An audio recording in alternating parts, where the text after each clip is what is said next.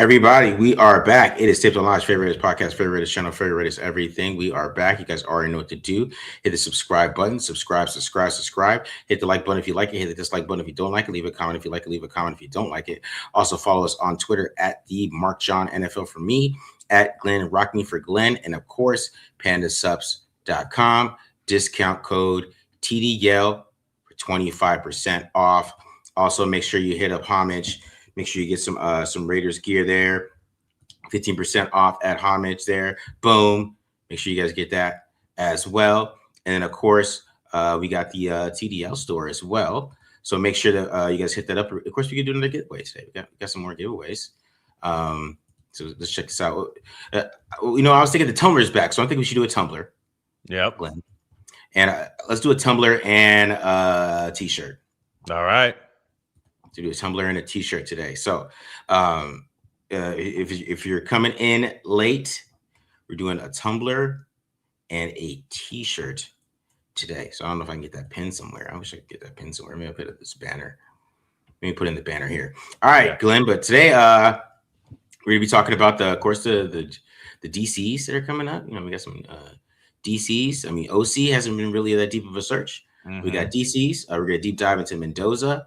And then of course, talk about the hiring of Mike McCoy as well. So we got some things to talk about today. He said Rob Leonard. Yeah, that one got me pretty good. Don't you dare. Yeah. Dare disrespect me like that. I like that. Yeah. Sebastian, I sent you on Twitter, bro. I'll send you an email. I sent it to you on Twitter. So check your Twitter. Yeah. I sent you that link, bro. For the giveaway. So check your Twitter. California.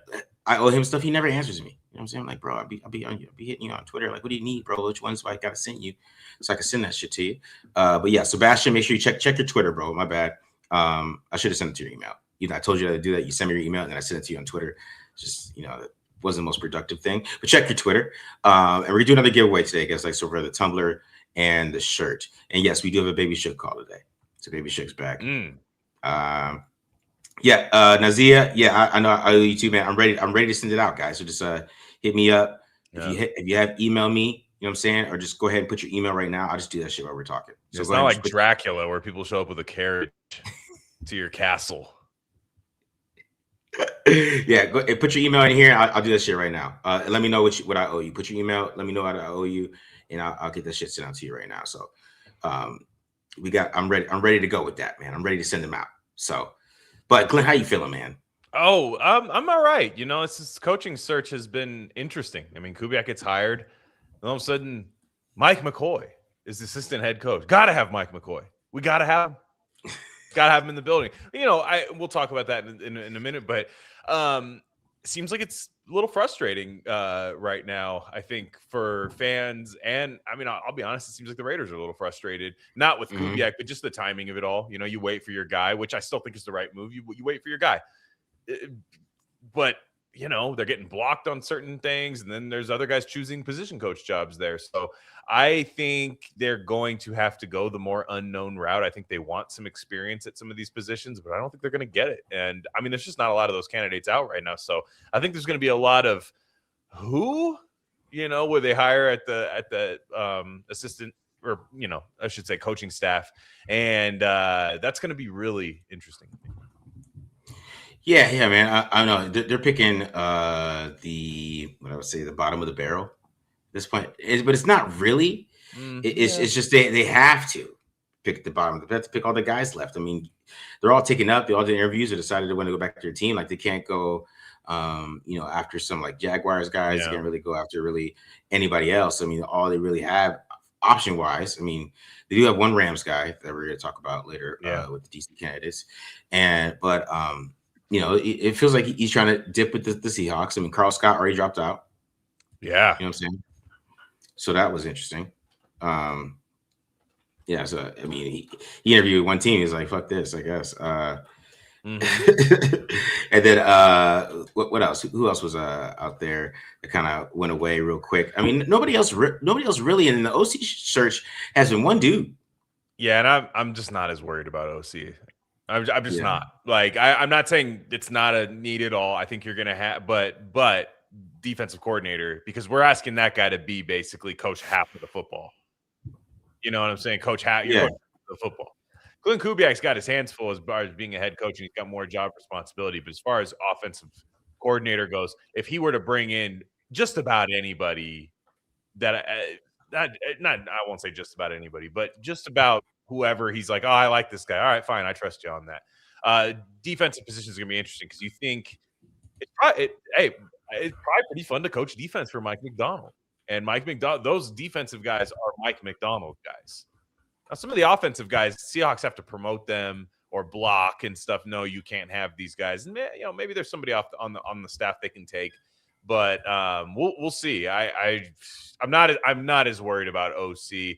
I think McCoy has some experience with Cam Ward last year. I mean, it's not something I'd brag about, but he's coached a number 1 overall pick, who I do think improved as a lot more since Callahan lost his job and McCoy took over that team. So yeah, there's something there, but defense is going to be interesting. Yeah, I mean that's gonna be the big search. I think Mike McCoy is kind of just there just to handle basically the Kubiak get his feet wet with coaching. Like kind of just he's not able to what I would say since he is a young coach, right? He's a young coach. He's coming in there. He just needs that kind of that veteran presence. Like Mike Macdonald had Leslie Frazier, right? I don't even really know what Leslie Frazier does over there besides be the assistant head coach and kind of basically guide Mike McDaniel through things or probably help him out with certain issues or, I mean, I don't even know what the role really is of assistant head coach in the NFL. Like, I mean, what does that guy really do? You know what I'm saying? Yeah, I'm with you in the same way. I mean, I will say, we're going to talk about him in a little bit, but I saw a lot of people giving the McCoy thing. Like, I'm not going to tell you to get excited about Mike McCoy as being part of it. I hope we don't notice it. I hope we don't notice it until some article, if the Raiders win like 3 or 4 games in a row, and then some article comes out, be like, hey, Mike McCoy was a big part of that. That's the only time we're really going to hear about Mike McCoy, if it in a good sense. In a bad sense, it'd be like, hey, why do you have Mike McCoy around? But like, it's a bit different than hiring Marvin Lewis to go play golf. Mm-hmm. That's different. It's different than that because this guy was an interim head coach last year.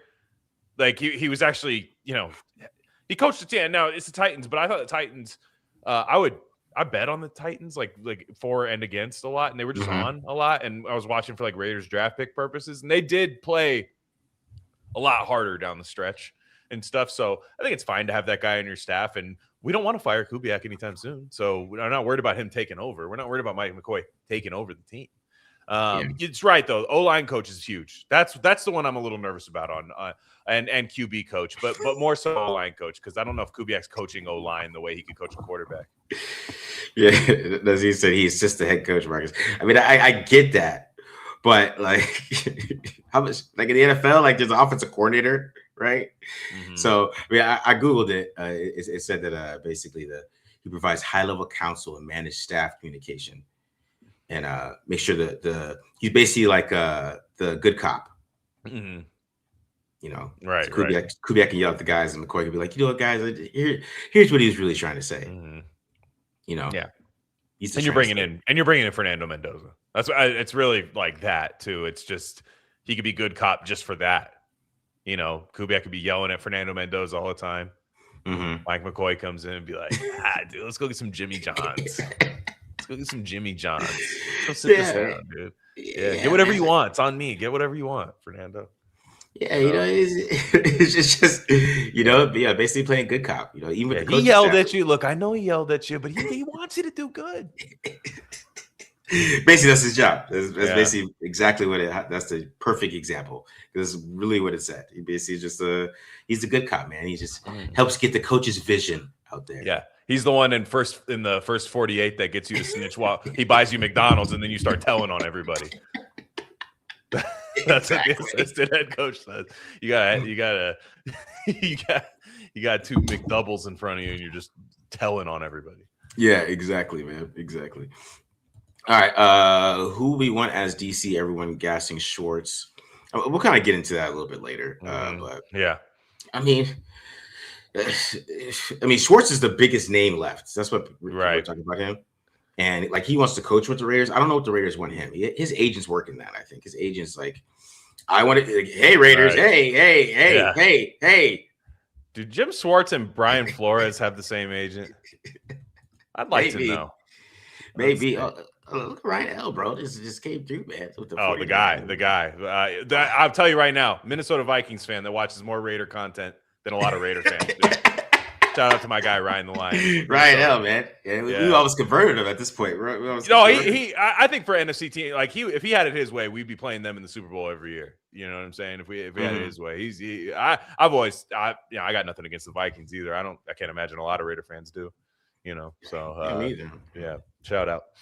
It's the Vikings, bro. We're gonna get mad at the Vikings. You know Can't be mad at the Vikings. They're not in the AFC. They're not like the Niners, you know, like that type of NFC team, you know, where I got a reason to hate them. So shout out. What's the scoop on Aubrey Pleasant? Rams fans online were real impressed with him, but maybe that's more on personnel. I mean, he's not the DC. Like, what do you mean they're not impressed? Fans are weird. No, they're weird. We'll talk more about him. One thing you need to know about Aubrey, I'm going to say like Aubrey Plaza, but Aubrey Pleasant, McVay has like given him a promotion, you know, like to keep from losing him a lot of times. Now, Chris Shula didn't get a job, so he's staying back as DC. So I don't think there's any more promotions to give Aubrey Pleasant. So I think if Chris Shula had left, I have a sneaking suspicion that Aubrey Pleasant would be their DC. Just sneaking suspicion. Because that's kind of how they did it last time. They promoted from the staff. Chris Shula comes in and all of that. So I'm not saying that's a good thing or a bad thing for Aubrey Pleasant, but McVay has an eye for coaches. And that's a little bit different for me than like, Rob Leonard or somebody like that. Like this guy's like come from pretty successful units of defense, and it's quite clear his head coach tried his best to keep him as much as he could on that staff. So that intrigues me about him. I have no idea if he's good or not, but that intrigues me. Yeah. We're gonna talk about this more. Weakest part of the defense, dude. They have their corners are 5'10" and like 160 pounds. Like, how can you be? Have you ever watched a Raider game, right, and seen bad defense? And the answer is yes to that question. You guys all have. But have you ever gone like the damn pass game coordinator? I'm so mad. You know, we're mad at you. Haven't had a chance to watch the pass game coordinator do anything that like you see on the field, right? Like we weren't mad at Patrick Graham's pass game coordinator in the midst of a game. So I don't trust any of these fan things. Yeah, fans talk about the passing game coordinator is hilarious. Like, come on, guys, you guys. Yeah. Were they be able to get John Benton from the Seahawks or no? I don't think so. It doesn't seem like they are. I know. Didn't they interview some other O-line coach? Was it Dennison? And then they got blocked by another guy who was like the kind of assistant for Seattle. So McDonald's got that thing on Fort Knox. I'll give him credit for that. He's like, nah, bro, you ain't taking nobody because Kubiak's been there. Kubiak's been there for a year at Seattle. So it's not like, you know, maybe the offensive guys he knows pretty well, you know, like a lot of that, but a lot of the defensive guys are like, man, I just met that guy like last year. Yeah, I agree with that, man. I mean, they're blocking people already. I don't know if he's going to be able to pull off John Benton. That's going to be interesting. I'm going to save some of these defensive questions here. Let's get into a voicemail. I got some voicemails this week. So let's get into a voicemail real quick.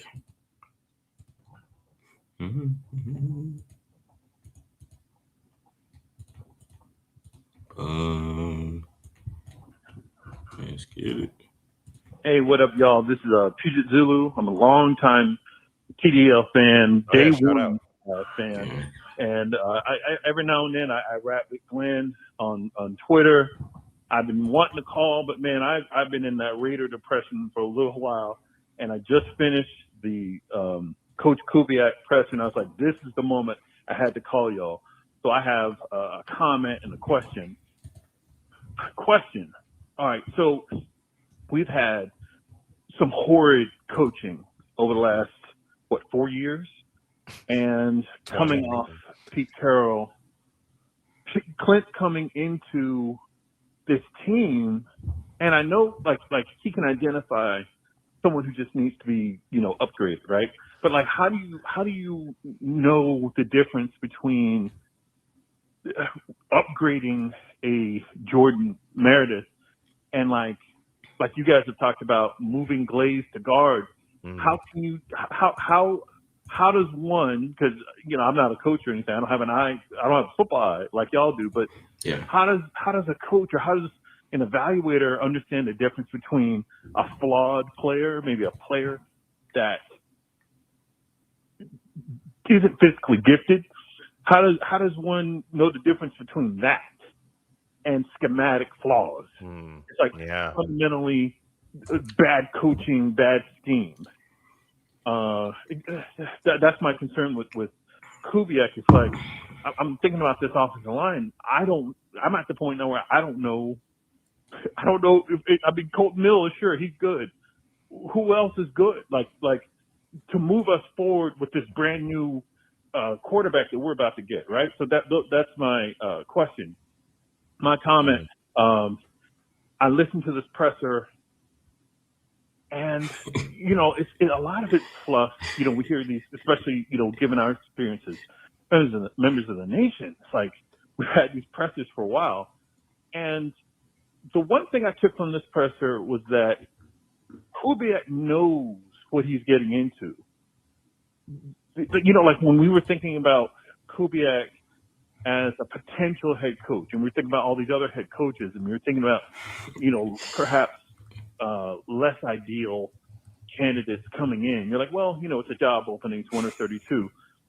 But Kubiak chose this job. Like when I'm hearing in the presser that he understands that, as he put it, we're going to have to earn the trust of the fan base to bring them back to the stadium. In some ways, replying that the play on the field, even if he comes in and the quarterback is developing, wins are going to put butts in seat. Yeah.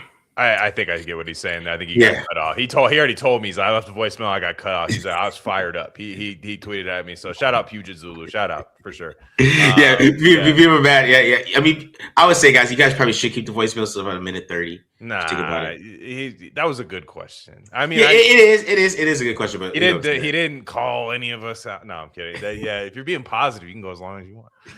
But if it's 3 minutes of saying, and Glenn, I don't like the way. Yeah, if it's that, cut it to like 15 seconds. But I think you have way more a right to answer that first question, but I do think like if I'm a coach and I'm watching film and I'm going, because you don't know this player, and I think Jordan Meredith is a good example, right? You're looking at that player and you're just going, for one, you're going to find out how athletic he is, and I feel like that shows up on tape more than a lot of it does, especially if you're going to be like, okay, well, I need him to get from here to here. Look how quick he does that, right? Now, if he's a smart guy, you'll be able to tell. That shows up on film, a lot of that.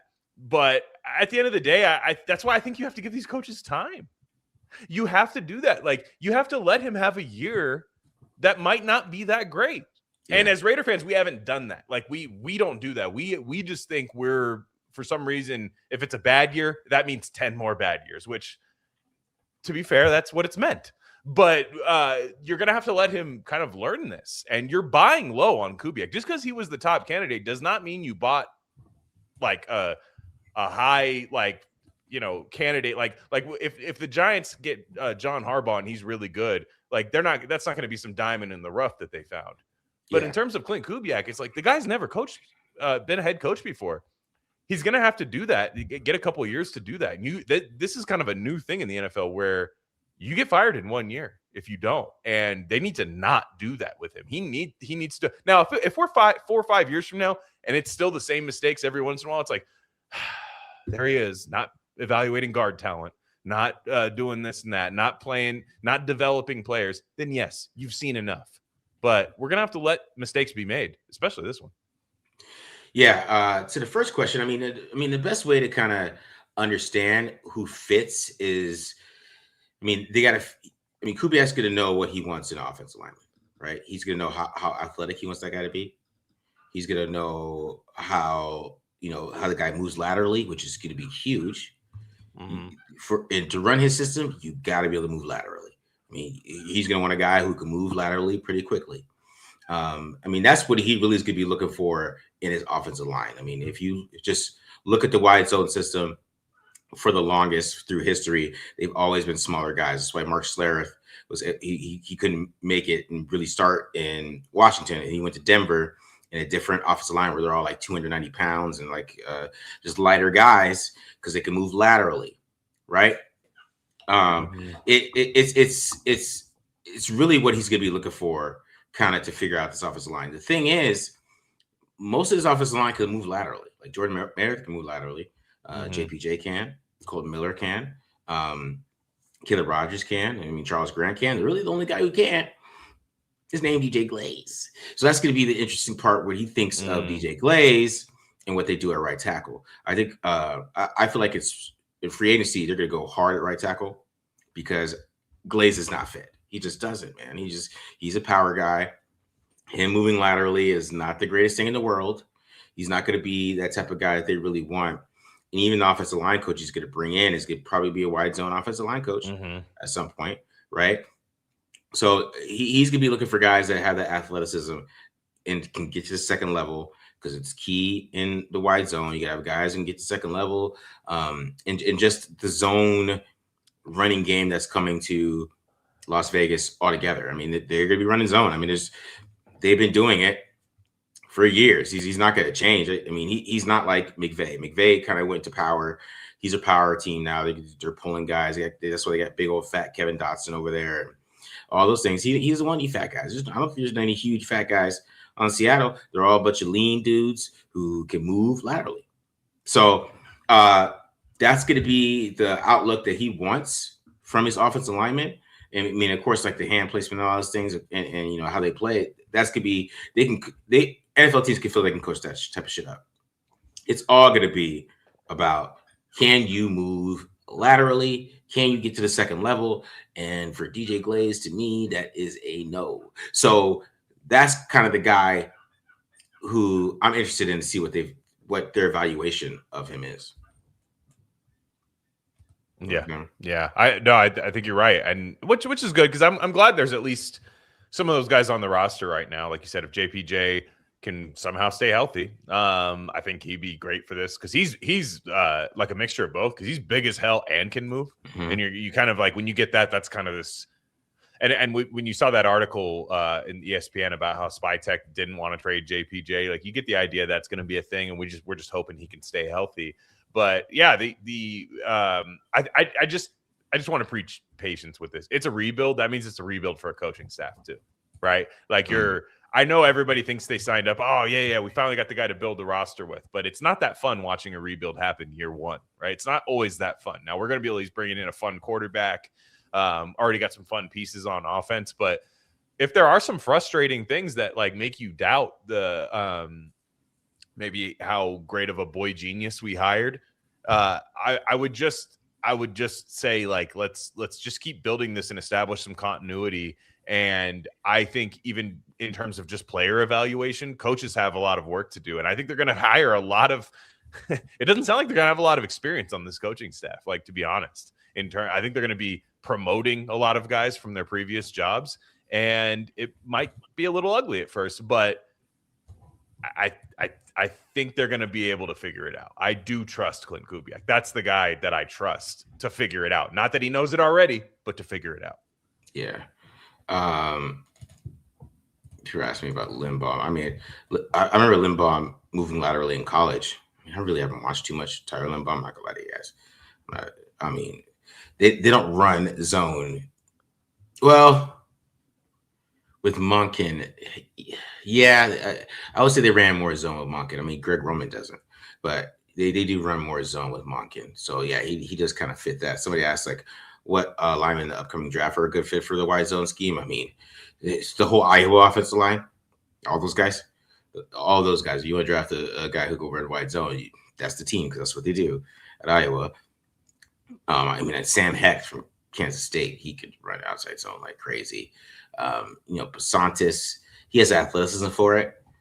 Keelan Rutledge is a power guy because he was tripping me out at the Senior Bowl. He was just so angry at the time. Like, bro, like, why are you so mad? Like, what are you mad about? Like, he was just at the podium mad. He was mad at the podium. He was mad in the field. He was mad during interviews. People were like, he was like making mad jokes. Glenn, you ever met a guy who makes like mad jokes? Like it's just like his face doesn't move, but it's like a joke, but he's still angry. Yeah, that's what. Yeah, so he can't play zone because he that's wants. Me to when I'm watching Raiders football, but the BS.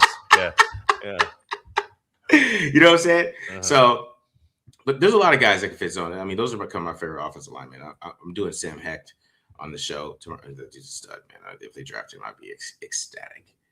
If they draft him, so I really like him a lot. Yeah, I like Logan Jones a lot too. I mean, I think Logan Jones out of Iowa, just if they can leave the draft in the mid rounds with one of those two guys, that's great.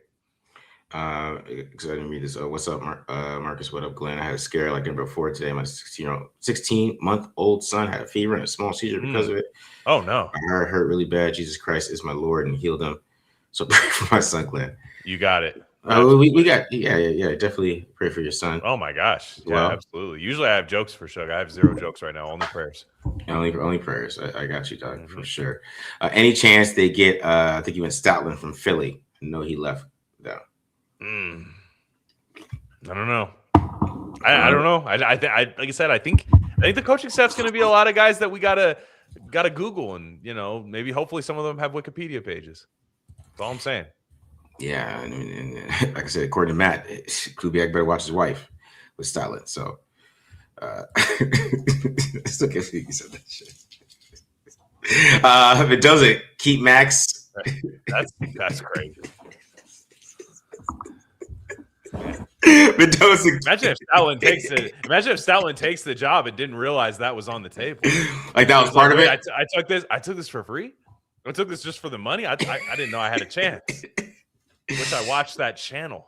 He's like, and I'm gonna give you my wife, man, just for the night. My agent looked over this contract, and I was promised something that's just not in there. we got you a nice little spot at Bellagio. Indecent proposal. Robert Redford, Woody Harrelson, Demi Moore, 90s classic. Oh man. You got the $1,000 champagne ready, man. We're on ice in the suite at the Bellagio. Yeah, sure. Make it happen. We got to develop the offensive line. It's the core of the team. It's the core of the team. We need you, Jeff. All right, Mendoza, keep Maxx, O-line, linebacker, cornerback, and free agency draft. Wait, Mendoza, keep Maxx. Oh, that's his strategy. Yeah, if you do that, that's great. Love it. Honestly, yeah. I mean, I don't. See, the thing is, with this draft at corner, it's gonna be interesting because, Chris Johnson probably be there. Take him, right? I don't know about anybody else really after that at 36. I'm going safety if they're going DB because this draft is stacked as safeties. Right. So you gotta go safety there. Linebacker, O-line wouldn't bother me. I mean, they might go edge too. I mean, there's a lot of ways they can go at 36. We'll be talking about that for a while. How many picks do they have? They have like 12 picks or something like 10. that? 10. So they have 10 picks. I'd like to leave this draft with it's gonna be tough to do it here. I'd like to leave with 2 defensive linemen, 1 linebacker, maybe 2 if we can, and 2 safeties. Like straight up. I know everybody's bringing in Mendoza and everybody wants offense. I think you have to attack this draft where it's stacked at. Like, you just don't look at your needs, which these are the Raiders' needs, but don't just be like, well, I need this, so I got to take this. If the draft's not deep there, don't do it. Yeah. He said Luigi Mansour at 18 for the Vikings. Luigi's Mansion. I see he's trying to do a Luigi's Mansion nickname. Mansour Delane at Vikings at 18, or is he too That's what I thought. At tackling for Flores? I mean, if Mansour Delane's there at 18, you sprint the card in. Plays man coverage. Guys beat McCoy, the guy out of Tennessee, too. Good man coverage guy. He missed last year with the ACL, but I think he might slide. He would be a top 10 pick if he didn't. So I think he's another guy I'd look at there for the Vikings. Because the thing is with McCoy, I mean, he didn't play all year, but he could have. Yeah. So I wonder if a team's going to question him for that. That's true, yeah. He's like, you know what? You guys are making the playoffs. Fuck yeah. Fuck that shit. I'll be ready for the draft. Sure, there's nothing wrong with that to me. I mean, yeah. You got to think about your future a little bit. Yeah, exactly. Does it worry you that we might have a very green coaching staff? So here's the thing. If you thought next year they were going to set the league on fire, it might worry you. I'm not really worried about their win and loss record, and I'm down to buy low on some of these coaches. I mean, hell, I was down to hire Davis Webb as the head coach of the Raiders. So, like, who am I to say that if they hire a defensive coordinator that doesn't have the most experience? And some of you guys might suggest a name that I don't want. So, yes, that fits, but no. No, it doesn't. It doesn't bother me. It only bothers me if these guys aren't good. I mean, like, look, Dennis Allen's defensive coordinator was Jason Tarver. Yeah. Didn't work out. I saw he got an interview with the Browns the other day for DC. For what? What? Jason Tarver. DC. Jason Tarver. I saw it come across the NFL Network. Bottom line, I was like, I thought I was having a stroke. It was crazy. So, but anyways, what I mean is sometimes they're good, sometimes they're bad. And you can't, like, you also don't want a bunch of remember Antonio Pierce just hired a bunch of ex-head coaches? Yeah. And, oh, look at all that experience. Those guys wanted to golf all day and cash a check. So you do want that young, hungry team in there. It's just we have to temper our expectations and actually allow the rebuild to happen. Because people can say the Raiders have been rebuilding for 20 years. No, we've just tried to press fast forward on it a few times. And it crumbles every single time. So just let it happen. Maybe not all the coaches are going to work out. It's not going to that's the case. But make sure you can find that O-line coach. Make sure you find that DC. And make sure you find that DB coach too, because that seems to be really important. Yeah, I agree with that, dude. 100%. Is O'Connell a lock to make this roster? No, not a lock. No, he's not. At all. Sugar's being courteous, guys. He's giving a donation today. He said, I want a shirt or something like that 2 weeks ago. Do you remember that? I feel like donating it to someone else during today's raffle. Can you do that for me? I can do that. Do that. So we'll do a baby Sugar raffle. Mm-hmm. We'll add that. Add a baby Sugar raffle to that one. Another question I got here. How much money can they spend? Or who would you like added in free agency? They can spend a lot. I mean, and also you figure there's got to be something they can restructure. There's definitely cuts that can happen. I mean, they won't be hamstrung by how much money they have this year, right? Like that's not going to happen. If they want somebody, they can get them. You're going to have to convince players to come here, though. And what was nice about Kubiak's press conference was it seems the facility matters. He was talking about the damn facility because they went and practiced, did a Super Bowl practice there, Niners Chiefs Super Bowl, and he was like, "Man, this is like fire, this place." So at least I know that that's not just like our beat writers, blowing smoke up our ass, about why that's a good place to come. But for the most part, like they can spend. I still think they need a lot. So to me, I still think you need to still need to hit the bargain bin and fill out your roster that first year. Houston Texans did this a couple of years ago. They just signed everyone in the world to a 1 or 2 year deal. Everyone in the world, not Devin White's either. They were all just like kind of okay players. Few of them stuck around for this playoff run that they had, but it allowed them to build the roster. I view this in the long run. I'm not trying to go find game wreckers in free agency because it just doesn't happen that much. Patriots get lucky with Milton Williams, guys like that. But for the most part, like those guys, you got to draft them. Yeah, I mean, the draft is where it's at. You have to draft a young team. You have to draft well, right? And you kind of fill in because basically what free agency really is in the NFL is teams trying to fill in the gaps of drafts they missed. Right. It's really what it is. I mean, if you look at free agency throughout the times, it's always a team trying to fill in with guys they missed in the draft. Like even with the Patriots defensive line and they add all those guys, I mean, because they missed on Keon White. Or they missed on some other guys, so they had to bring in. They paid Milton Williams $8,000. Tyree Wilson, Tyree Wilson with the Raiders. So they Raiders might have to spin on the edge, right? Because they're like, I don't know about Tyree Wilson. So I mean, and the edge defenders at free agency are they're okay. I mean, I guess you get Joey Bosa or something, or somebody like that, but they're not the the best in the world. I mean, I like Joseph Aside, so I like him coming out. Me too. I would just take a chance on him because why not? You know what I mean? He's still 25. You know what I mean? Yeah.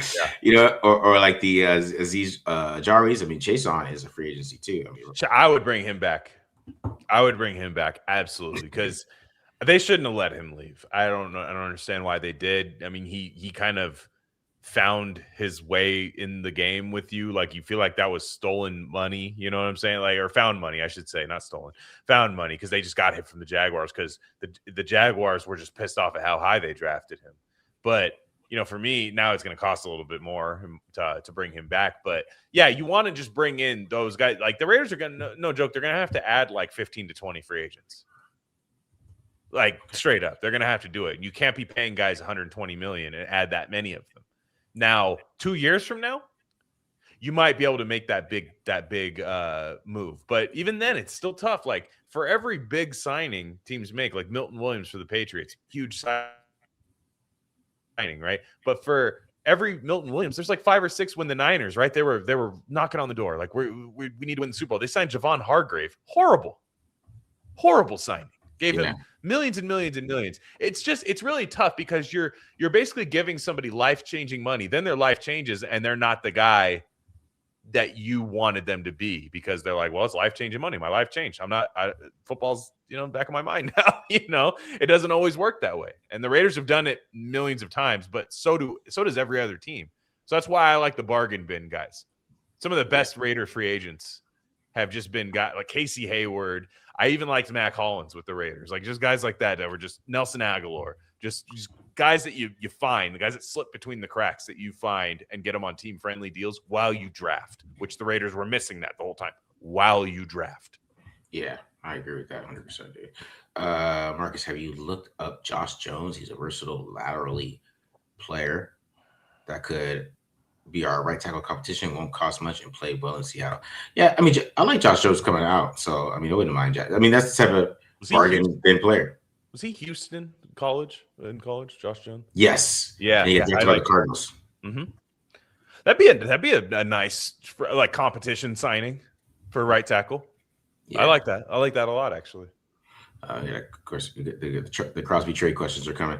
Trade Crosby for Rams 13 plus X late pick if your choices are Peter Woods, Jordan Tyson, Cassius Howe, Caleb Banks, or Spencer Fano, D. Boston, McDonald, or Loaney.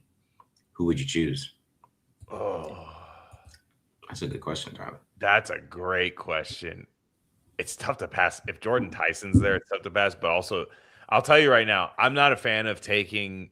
I've been saying that the Raiders don't need to get wide receiver 1 this year, but for me, it would probably be. I don't expect Jordan Tyson to be there. Although the injuries might knock him down a little bit. For me, it would be between Peter Woods and Denzel Boston. I think Denzel Boston has a chance to be wide receiver 1 out of this class, the best receiver out of this class. I think Denzel Boston's a monster, and I think he'd be perfect for this Raider receiver room. And if you had that extra pick from that, Caleb Banks, that foot injury scares me. It does. He's a beast, but that foot injury really scares me. Cassius Howe, tiny little arms. Sorry, I'm not drafting you at 13 overall. Guy can rush the passer. Don't get me wrong. Tiny little arms, though. He's a 36 pick for sure. Yeah, exactly. Second round. He's there in the second round. We start having that conversation. 13 overall, absolutely not. Spencer Fano. I just don't feel like the tackles are that good in this class. To be taking them that high. Yes, it would probably improve the offensive line, but it's like after a while you'd be like, man, did we take him 13 overall? Like he's like a 3rd round pick, kind of guy. Peter Woods, I think Peter Woods would be the responsible pick, so I'd say Peter Woods. Yeah. Of course, the homer in me is saying Jordan Tyson. I take Jordan Tyson. I wouldn't hate it. The thing is, because I really like Jordan Tyson, and I can imagine Kubiak with Jordan Tyson. I feel like he could turn him into Justin Jefferson. Like Clint Kubiak can turn Jordan Tyson into Justin Jefferson. Sure. Just because Jordan Tyson, he runs routes so well at his size. He catches everything. He's got speed. He can go deep.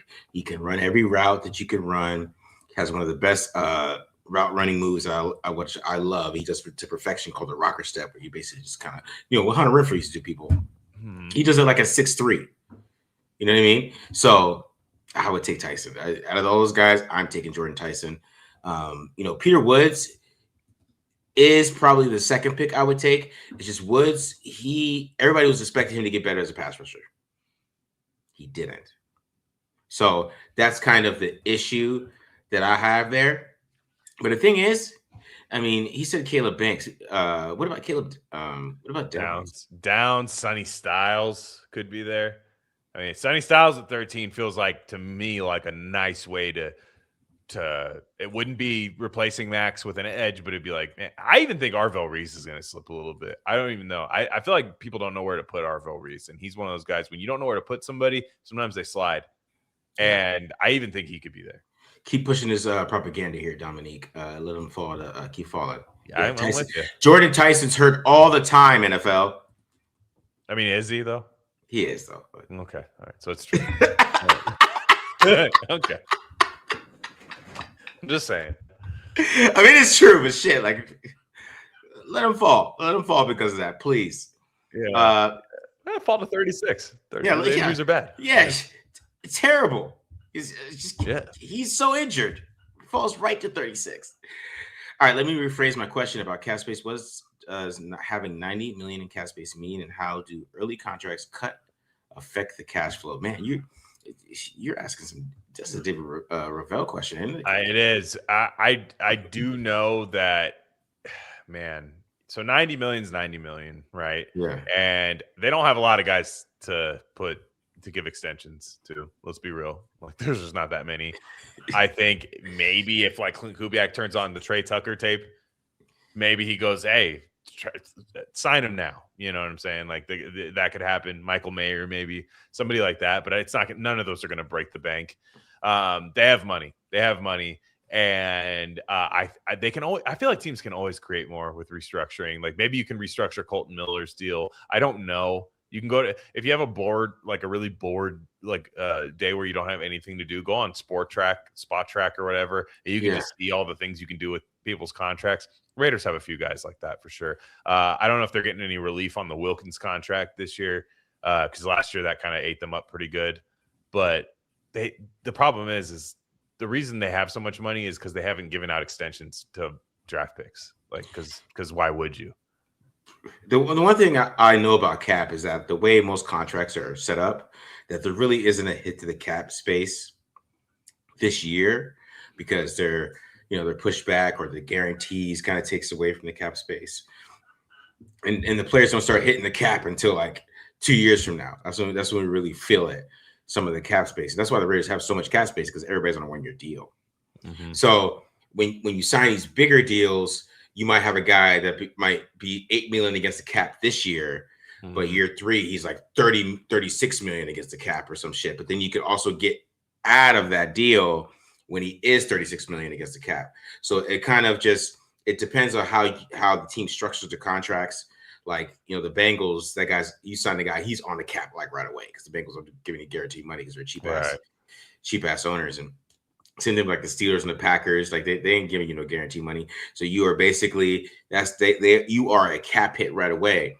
But most teams these days, they kind of push it back, and that's what they do with restructuring too. The Saints, the Saints owe Derek Carr money. Derek Carr is just laughing at this podcast, getting paid from the Saints. So it's teams. Some teams keep pushing it back, but when the original signing happens, you're going to see that. It's not going to be a hit until like 2028. Right. Some of these guys they sign, if Spytech does it correctly. We just don't know because they didn't give nobody a big deal last year. I don't know how Spytech. No. And I still think he's going to be a little bit I think fans that want the splash signings, I think are still going to be disappointed. I think they're going to make a lot of signings, but not a lot of splash signings, which I think is still the smart move right now. To me, your splash signings need to be on the offensive line or defensive line, but really those would be that because you just need to make sure your quarterback has a chance year one if you're going to play him. But other than that, like I don't expect them to make these crazy. I think you're going to see guys saying, "Oh, what is Spytech doing?" The guy likes his picks, man. At the end of the day, they're going to have to build through the draft. Yeah. But yeah, there is a cap floor. I don't know if what the Raiders are going to be at this year. They're going to have to spend money. They can't just sit on that cap space. That is a players' union thing. Yeah. Do you continue the Pete Carroll trend of tall corners? Probably not. Well, you don't want little tiny guys though. Yeah, because like you watch a team like the Rams, they have a pretty good defense, but they just get cooked in the secondary because their guys are tiny. So you the thing is, the Raiders need safeties. That's the thing. The Raiders need safeties right now. Like, it's tough for me to say that their corners are like awful. I'm not saying they're good, but like that they're awful. Their safeties are awful. So to me, like good safety help, man, like that would change this defense like tomorrow. If they brought in a good free agency, like if you brought in Kevin Byard or somebody like that, like a good veteran free safety, and then drafted one or two of them, like for me, I'm a big fan of Genesis Smith, but there's plenty of good safety. I mean, even just guys later like Deshaun Singleton, these guys are good players in my opinion. Yeah, I like the guy from Indiana too. I was watching. Oh yes, I don't remember his name. I forgot his name, but I was watching him today. He's a pretty good player. Yeah, there's a lot of good ones. I mean, there's a lot of good ones. There's kind of some like linebackers that can be multiple too, and they'll have Jeremy Chin. So I'm hoping they can find a way to make Jeremy Chin actually just be Jeremy Chin, because I think he's a good player. And if they're able to actually get the players around him to let him be that type of enforcer on the defense, I think that would be really good. Yeah, I agree with that, dude. All right, we're about to get into Mike McCoy right now, but just let everybody know we are giving away a tumbler. Baby Suge is giving away a t-shirt, and I'm giving away another t-shirt. So we're gonna do 3 raffles, $1.99. Support this channel that way, and getting the raffle, guys. We're giving away a tumbler and 2 t-shirts. Tumbler and 2 t-shirts. All right. So Mike McCoy is the assistant head coach, Glenn. I'm sure when that tweet went out, people were like, Mike McCoy. You know what I mean? Just because the name, and he's a failed head coach. Kind of a little bit of after that, he's a little bit of a failed OC. You know what I'm saying? What were your thoughts on that? At first, I was kind of like, man, that's your first. Right away, that was like the first guy you called or something. Like it seemed like that was just immediately after the press conference. I don't know actually what the timing was on it, but well-respected guy in the league for sure. And he hasn't just been like sitting on his ass. He was the interim coach for the Titans last year. And I think Cam Ward played a lot better towards the end of the year. I have my issues with Cam Ward, but he did improve last year towards the end, where he was getting in some shootouts and really kind of showing off a little bit, like, oh, okay, there it is. Like this guy can play a little bit. How much of that is on Mike McCoy, I'm not sure, but you are bringing in the number 1 overall pick to a team at quarterback. And that's what this is about, in my opinion, is you're bringing it for they were all, I watched that whole media day thing, Amber Theo Harris, James Jones, and all of them talking to Clint Kubiak. Oh, we Fernando. Oh, hey, we got a long way to go to they're taking Fernando Mendoza. It's quite clear. You look at it from that angle, they're taking him, and that's why you're bringing Mike McCoy, right? A guy who's had plenty of time with these things. Now, assistant head coach, but he doesn't have really any other like job title. He's not quarterbacks coach, but you would hope that you bring in a quarterbacks coach that's pretty good, or at least promising, and then Mike McCoy is working with that quarterbacks coach, right? I mean, Ryan had me laughing when he said there in the beginning there's Genesis Smith. It was good. I was just it's a good one. I mean, this is the beginning of a rebuild. All right, but yeah, back to the topic we're talking about. With Mike McCoy, that's what I'm thinking. Because Baby Suge asked a question. He said, "Who has Mike McCoy coached up, or what staff was he on that makes the hiring any sense?" Cam Ward. The sense of one, Tim Tebow. Mike McCoy is the Tim Tebow guy. He got the most out of Tim Tebow. I mean, if you want to give him some props, he is the Tim Tebow man. He got Tim Tebow going, and he got Tim Tebow looking like a 47% passer. I mean, it wasn't too great, but he made it work with Tebow. They made the playoffs. They won a playoff game. Mm-hmm. So, and I think Mike McCoy, and then he got hired, and then he went to San Diego, and then they made the playoffs. He was kind of getting super hyped there, but he kind of flamed out there. He's just kind of an old school kind of West Coast offense guy. I mean, I was looking up, I had to pull it up here. Where he's coaching. I mean, he was an OC in Denver under like Josh McDaniels, and then John Fox for a couple of years, 2012. Was that the first year for Peyton Manning? Was 2012? It was, huh? Yes, that sounds right. Yeah, it was first year Peyton Manning. So he was the original Peyton Manning coach before Adam Gase rode Peyton Manning to a bunch of coaching jobs. So he coached up Peyton Manning, right? Mm-hmm. And he got a lot out of Peyton Manning that first year with the real good Broncos team. So he has some good moments. It's just like after that, it kind of just dies out a little bit because you get to some of these other teams here. Why does Pro Football Reference have a security for malicious bots? What are you guys doing on Pro Football Reference, man? That we got bots on. Don't worry about what I'm doing on Pro Football Reference. What are you guys doing? Like I gotta wait for a performing security verification to look up some damn football stats. What's happening? We get down on Pro Football Reference. I guess so. I'm not sure we're gonna involve you in any of this. Actually, you're asking too many questions. Yeah, but like McCoy, I mean, because he has some bad offenses in Arizona, and then Denver again, and then this year in Tennessee. I mean, like I said, he did a little bit better with Cam Ward, but he's more just a guy. I feel like I said, Kubiak is young. He needs a guy that just plays good cop. I mean, that's his job. He's the assistant head coach. He's a good cop. That's his job. He's going to be like. I hope we don't notice he's there. That's the thing about it. Mike McCoy's the type of guy that if Clint Kubiak's fired in a couple of years, you're like, yeah, Mike McCoy was bullshit. That's what you hear about. But if they're winning and Mike McCoy's there, everybody's like, yeah, Mike McCoy's walking around with a lanyard high-fiving everybody and doing, Jimmy John's film time, with Fernando Mendoza, and we get a cool Ringer article about that. That's what we're hoping for with Mike McCoy. Yeah, you're hoping that. I mean, that's a good point, Glenn, because we don't want to hear about Mike McCoy at all. Not at all. And hopefully you shouldn't, because I had no idea Leslie Frazier was with Seattle. Exactly. No idea.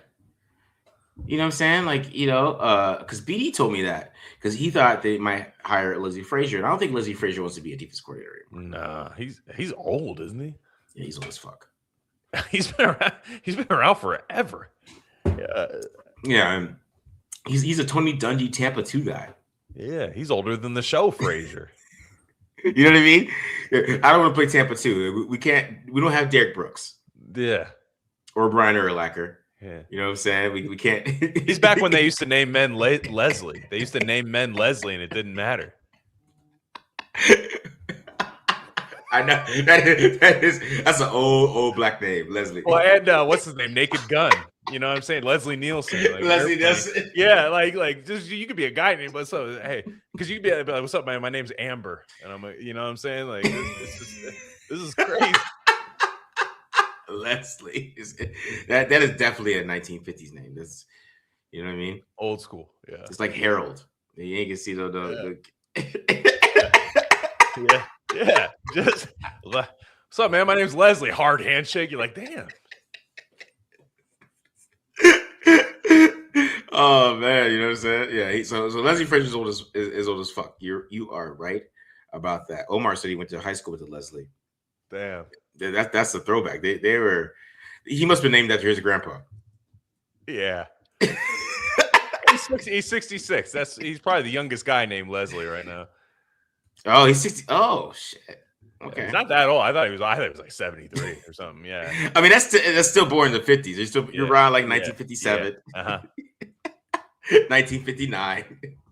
That's right where they made it, right? You know what I'm saying? What was saying? Maybe we should get a crazy comment. Yes, he did. I'm ignoring that. But yeah, Matt McCoy is here, man. So I mean, we're gonna see who the OC is gonna be. That's what I'm interested in. I mean, they only interviewed one guy. Was it Frisker Frisman? Yeah, he was a wide receiver guy. Play a little NFL football. Yeah, I thought his name was like Frisbee or something. I have no idea, but yeah, he's Friesman. Now there's Friesman. Yeah, sounds like a college. Yeah, no, he's yeah, I don't know much about him. I'm telling you, they're gonna hire guys where you're gonna hope they have Wikipedia pages. Yeah. See, I was right. I think we might have cracked the code. If your name is if you're like 23 years old and you're like, my name's Leslie, you know what I'm saying? Oh, you know that's your grandpa. Yeah, you know, it's a tribute. Oh man. But yeah, Friesman Jackson. But I mean, Friesman Jackson, if you want to keep it real, let's keep it real with Friesman. He went in there as the wide receivers coach for the Seahawks, and JSN just took off, which makes him a very interesting look. Like if they bring him in, right? I mean, he's not going to be calling plays, right? Mm-hmm. Shit, if you can come in here and develop the wide receivers that we got, I mean, all the young wide receivers that they have, you know what I'm saying? If they could do that, then shit. I mean, because his job is what? Game planning and developing players. If you can come in and develop the wide receivers that we got, I mean, there's young guys everywhere, right? So if he could do that, that's what I was like when I saw that. I'm down with that because JSN, I mean, look what he's doing, bro. He's been with Jackson for 2 years and he's just exploded. And the Seahawks guys, when you watch them on film, like Jake Bobo, he runs like a 4.9. Yeah, he gets open. So that dude, he has a good resume as a wide receiver coach. I'm interested in seeing that. Torrey Horton was playing really well at the beginning. Yeah. I don't want to point this out because I don't think it's ultimately real. I think they brought him in for a reason. There is a Rooney Rule for offensive coordinator. Yeah, there is. And so they might, I don't know if it's 1 or 2 or something like that. So we'll see. I'm not opposed to them hiring. Like you said, it's not a guy calling plays. You know what I mean? So but we'll see. It's to me, O-line coach is more important than OC right now for this team. Wouldn't you say? Yeah, it's big time. It's O-line coach to me. It's just like, and Seattle's interviewing for OC right now. They're doing a lot of in-house stuff. And I'd get the idea Kubiak might be waiting to see what falls out of that now. Which is a weird, it's kind of a weird spot to be in, I would say, is when you're the worst team in football and you're waiting on the best team in football to see who they don't want. But very strange. But we're here and that's what you got to do. But this Friesman Jackson guy, wide receiver coach, the Raiders have a young wide receiver room. It would be really nice to develop them, especially with the young quarterback. Yeah, I agree. That's what I'm saying. So his track record is good enough for him to be the OC because, I mean, he's a skipper. He's kind of it's just like a title, Mm-hmm. Yeah. No, and is there? So, here's a question: is that good cop as well? Not really. I feel like the guys he's there to be like the innovative ideas. So like Kubiak is the CEO. Just like I don't think Shanahan comes up with all the cool shit that he does. I don't think he does. I think he just approves it because is it him coming up with moving Juice around like that, having Juice come here and move around in circles and then confusing defenses? Is that him or is that Clay? Yeah. Or like Mike McDaniel. You saw Mike McDaniel went somewhere else and you saw his innovative shit that he was doing in the run game. Shanahan's run game, honestly hasn't been. I mean, Christian McCaffrey, I guess he's saying like what's the last name of Super Bowl 2023? Mm-hmm. So I mean, 1 year after that maybe, but it was a whole lot better when Mike McDaniel was there. Right. So Shanahan is the play caller, but I don't know if he's like is he designing things? Is he coming up with these ideas? Yeah. Or is he just calling and having a feel when to call the plays that he's getting help with? You know what I'm saying? Mm-hmm. So that's what the OC really does. I mean, like Greg Olson, he was the OC for Gruden. He would come with the designs, and then Gruden would basically approve, and then they would run it how he wanted to run it. So it's kind of how it goes. Right. Yeah, that's interesting. That's interesting. So it does matter. It obviously matters, but it's because Clint Kubiak said it, and I think his press conference was a lot of now our beat reporters once again let us down a little bit and asked about oil fields. Yeah, let's ask about the oil fields. That's what I care about. Working in the oil fields, Clint. Who asked that? 3 times. 3 different people asked about the oil fields, and even he was like, "Yo, that was like I did that for like a month." And then I realized I'm Gary Kubiak's son. I need to go coach. Oh, I remember that question. Yeah, and they kept like doubling back. But tell me about the oil fields. Tell me about the time you worked in Landman.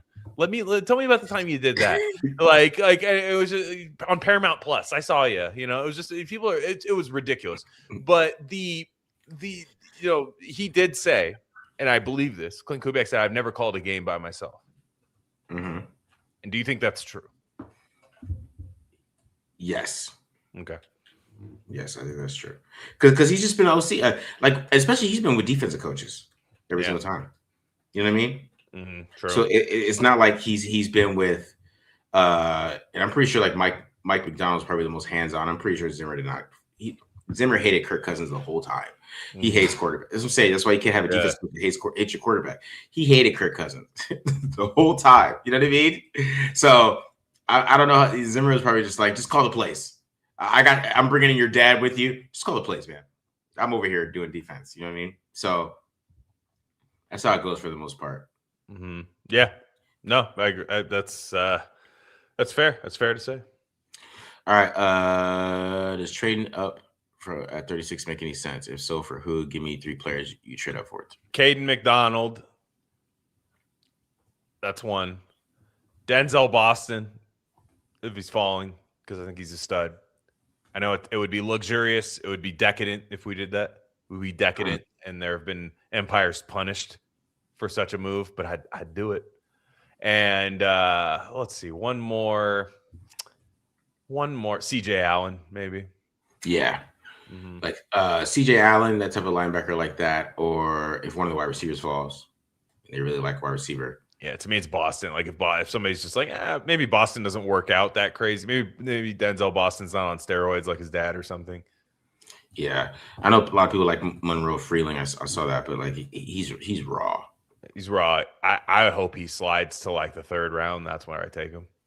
Yeah, he's really raw, man. A 3rd guy for me though, probably like one of the defensive tackles too. Like I know you talk about Caden McDonald's too, but like even if Lee Hunter, you feel like, you know what I'm saying? Like if he gets to 30, God, he's good. You got to trade up for that, right? I do. I was trying to get him to slide, man. I've been trying this whole time to get him to slide. Everybody found out about Lee Hunter. you got to find you got to push. Trevor Sikkema was talking about Lee Hunter late 1st round. I said, damn it, it's over.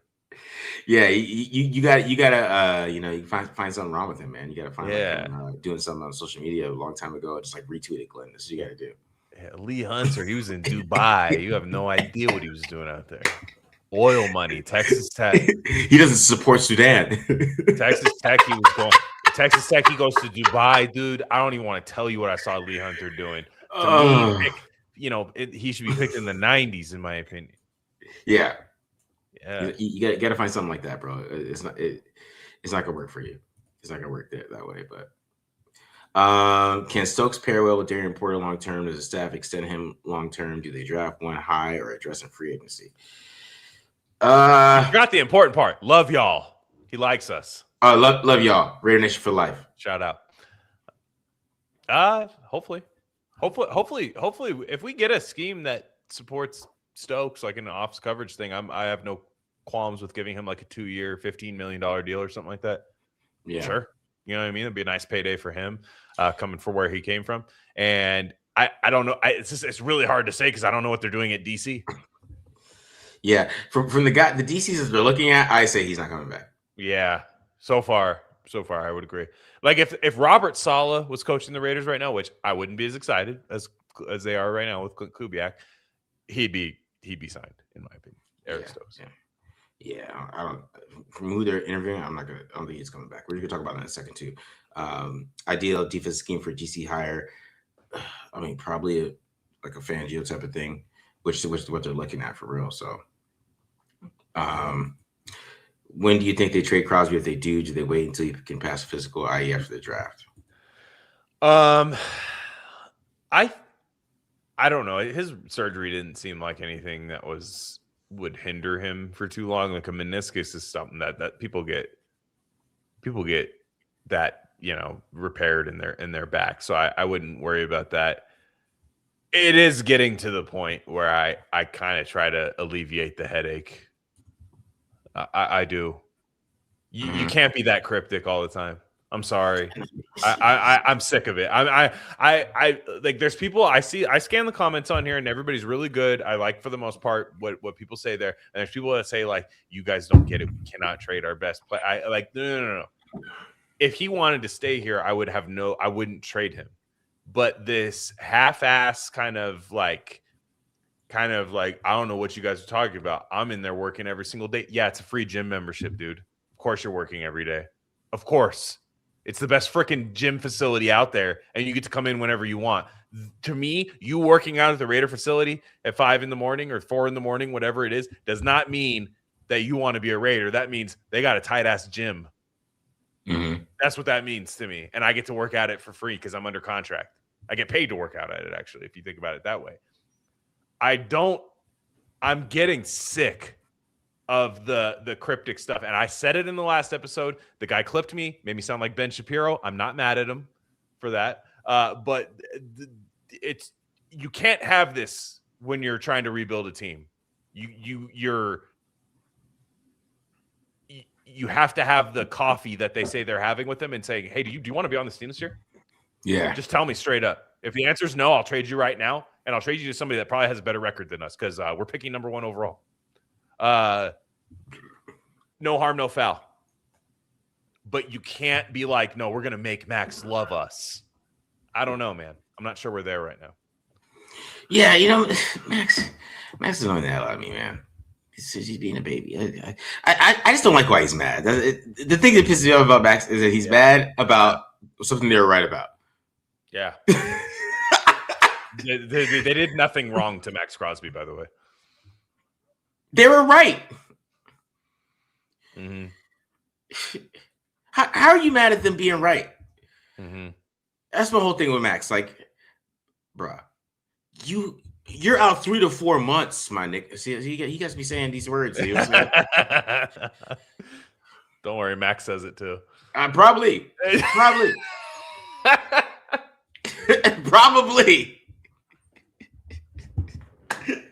You know what I'm saying, though? Like, you were really hurt. What are we mad about? Mm-hmm. Like, shut up, man. Let's get your knee fixed and let's go.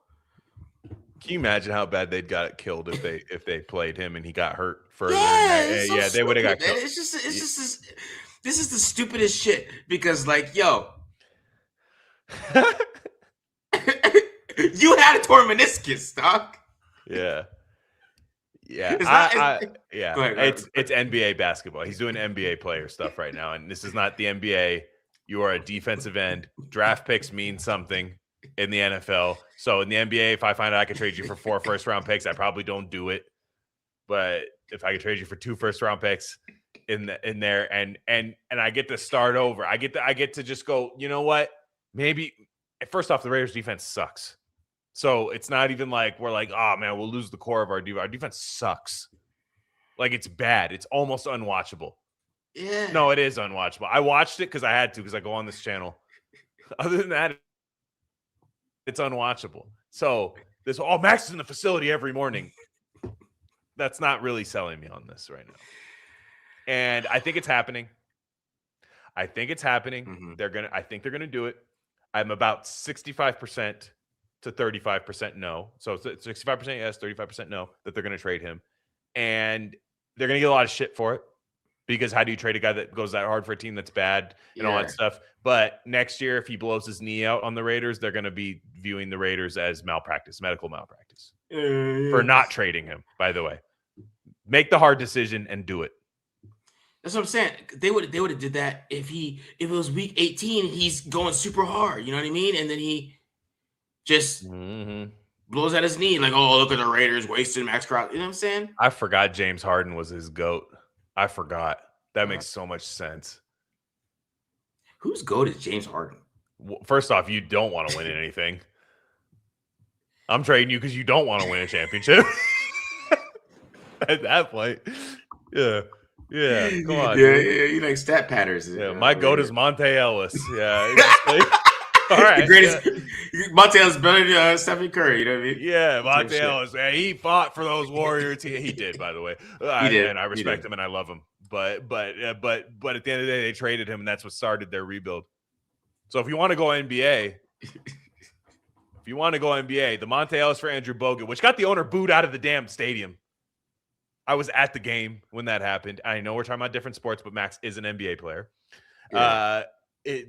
That did happen, and I just, like, to me, I don't think the Raiders defense gets worse because they're so bad. And it's like, obviously they're missing a game changer, and a team's going to get a game changer. The team that gets him is going to get an awesome player. Don't get me wrong.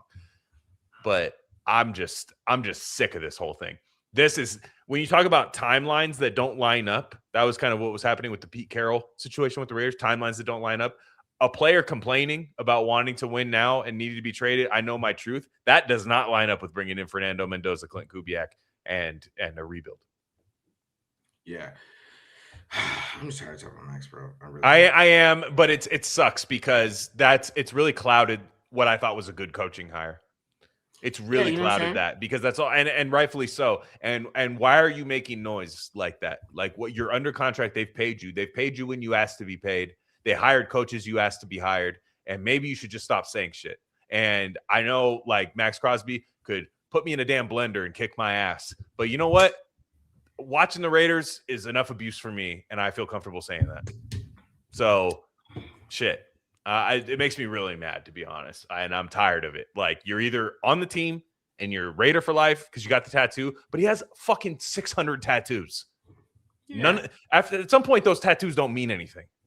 I know. He has a tattoo of Tupac. He listens to other rappers. Good Lord.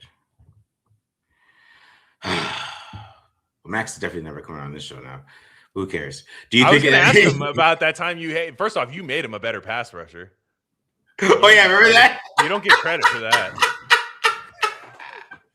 My original viral tweet, man. Oh yeah. What I said was true though. It was true, and he got better. And he did it. Yeah, I'm not. It sounds like I hate the guy. I love the guy. If he's a Raider and he decides, you know what, love Clint Kubiak, love what they're doing, love the DC hire and everything, I have a feeling they're interviewing a guy that he really likes that I don't want to be the DC, so that I also don't want to do. So, yeah. All right. We're getting to your question here. Do you think ASU Tech will be there at 36? I think so. Yeah. And he is an option. That dude's pretty damn good. By the way, do not take that as disrespectful towards Tupac. I love Tupac. By the way, Me Against the World is better than All Eyes on Me. And Don Killuminati is better than All Eyes on Me. I agree with 7 Day Theory. 7 Day Theory is a masterpiece. People just don't realize that. That, like, it's, you listen to it, it's so eerie how, like, he's dead. Like, no, to me, I listen to it. It makes sense. Yeah, no, it's like you listen to it, you're like, I feel like Rubik's Cubes are being solved, and like the pyramid's a Rubik's Cube at this point. I was like, dude, this is nuts. All Eyes on Me is great. It just shouldn't have been a double album. Just my opinion on that. The rappers don't need to make double albums. That was a big problem in the 90s. They stopped after a while. Yeah. I mean, rappers been doing lately, though. J. Cole just did one. Oh, okay. Yeah. I didn't catch that one. Yeah, you did, J. Cole. I didn't catch your double album. No, I didn't. Yeah, I love Tupac. Absolutely. Yeah. Do you think Tyree makes the roster? Yes, but it's not for long. But yes. Okay. When will Geno be cut? I would have to look at his contract. He seems like a June 1st guy, but I don't know. Okay. As long as they just get rid of him. I don't even want him to even have a little, just a sniff of Kubiak giving him play action and giving him easy looks. I don't even want to see it. Because he might look. Kubiak has made every quarterback look good, so you know what I mean. Would you keep Kuntz for another year if it's cheap? His injury might have had a big effect on his play last year. All right, so I think that's a good transition to our next question. Yeah. And then I see a lot of defensive questions, so I'm gonna get to those questions here too. So let's look at these DC candidates. So far, we got Jeff Howard, who is the secondary coach, I believe. Safety coach. He's the safety coach for Seattle. You got Aubrey Pleasant, who's the passing game coordinator. So we learned that he doesn't have a good fan base with the Rams. And your boy Rob Leonard, Glenn. Your boy Rob Leonard. It's my friend. Rob. Your boy Rob got a interview with the Raiders. So what do you think about this list here? It's definitely first off, the Raiders defensive coordinator job is not an attractive job. It's not. We don't get defensive coordinators hired for head coaches. We don't have a lot of talent on defense. And you're coming here because you want to be the defensive coordinator for 3 years and you believe in something with it. And I also think that defensive coordinator candidates think that the Raiders are trading Maxx Crosby, and that's why they're not taking this job. Okay. Would you the Zach Orr thing, right? You got Zach Orr, who I'm not saying I even wanted the guy, but it's interesting to take a job with Seattle that's not a DC job over the Raiders job. But if you think they're trading Maxx Crosby, you're like, why am I taking that job? I can get fired in a year. Yeah. So that to me is saying this. Now, the Rob Leonard interview is like, if we're keeping Maxx Crosby. And I don't know, man. People are like tagging me. They're like, and I didn't think I was that critical, but I guess I am of him. You're a little critical. I was a little critical of him. You're a little bit. Okay. I'll put it this way. You work at a company, right? Mm-hmm. And it's a failing company or like a company that went under, right? And they're saying we're hiring from outside. And you go, we're hiring from Enron. We're like, hey, we're bringing in this guy from Enron. Mm-hmm. You'd be like, why are you bringing him in? Well, he had nothing to work with at Enron. He had nothing. There was nothing. Dude, he had no talent on that Enron defensive line. And you're just like, okay, maybe that's a good excuse for the guy there, but why would I give him a better job on that? Well, he had nothing to work with. And that's what everybody says. I know he doesn't have a lot to work with, but the thing is, you really need to like bring more out of the nothing for me to promote you. That's my problem with Rob Leonard. Now, the other two guys, I don't know anything about Jeff Howard, but I do like the trend of DB coaches. Seattle's safeties are good. Yeah. So if I'm bringing you in and I'm saying Seattle safeties are good at football, so I'm going to bring in the safeties coach. And as a Raider fan, I'm going to go, whoa, I like Seattle safeties. They're good. Rob Leonard, if you were the head coach, or I'm sorry, if you were a fan of the Detroit Lions, Marcus, and I said, we have a defensive line coach opening. We're hiring Rob Leonard from the Raiders as defensive coordinator. You'd be like, what? And then you'd have to look up, he had success with Jalen Phillips back in the day. Yeah, but the Raiders suck on defense, and they have a massive need at defensive line. Yeah. Now, the Aubrey Pleasant thing is a McVay thing. I don't know a lot about him, but the thing with Aubrey Pleasant is that McVay is guarding him. He is guarding him like a constitutional amendment. Yeah. And now he can't. So I am interested in that. And I'm going to give him time. But to me, Rob Leonard, what's stopping me from keeping him as a damn D-line coach? I would keep him at the spot he's at if I'm keeping him, which they are. They've kept him for now until a new defensive coordinator comes in. To me, it's Aubrey Pleasant's the most interesting one. Jeff Howard's too, and Rob Leonard's a distant 3. All right. To be fair to Rob Leonard, I'm gonna be fair here. I saw a good question here about we're gonna do that Rob Leonard question. I saw a good one, but to be fair to Rob Leonard, okay. So he asked, are they doing this to make Max happy? Which I think you kind of addressed that. I think that's in play. Matt, when we're recording today, he actually brought you up. That's how I know. That's how I know you're very negative about Rob Leonard, because he talked about, we're a gang. So he's like, yeah, I know Glenn doesn't like Rob Leonard that much, but he talked about. So he talked about what he did with the run game this year. He thought that they did a lot of good things with the run game, defensive line. The defensive line was a whole lot better. I mean, Chason, right? Mount Kuntz that 1 year before he got hurt, right? I don't know how much Pete Carroll had a say on what they do on the defensive line. They used to do some pretty exotic stuff in 2023 and 2024, right? And what I just looked up, he was a linebacker coach before he's a defensive line coach. Like, how do you go from linebacker coach? That's weird. That's weird. Plus he looks like Robin Thicke. I don't know how. Sounds like he was really good with the linebackers.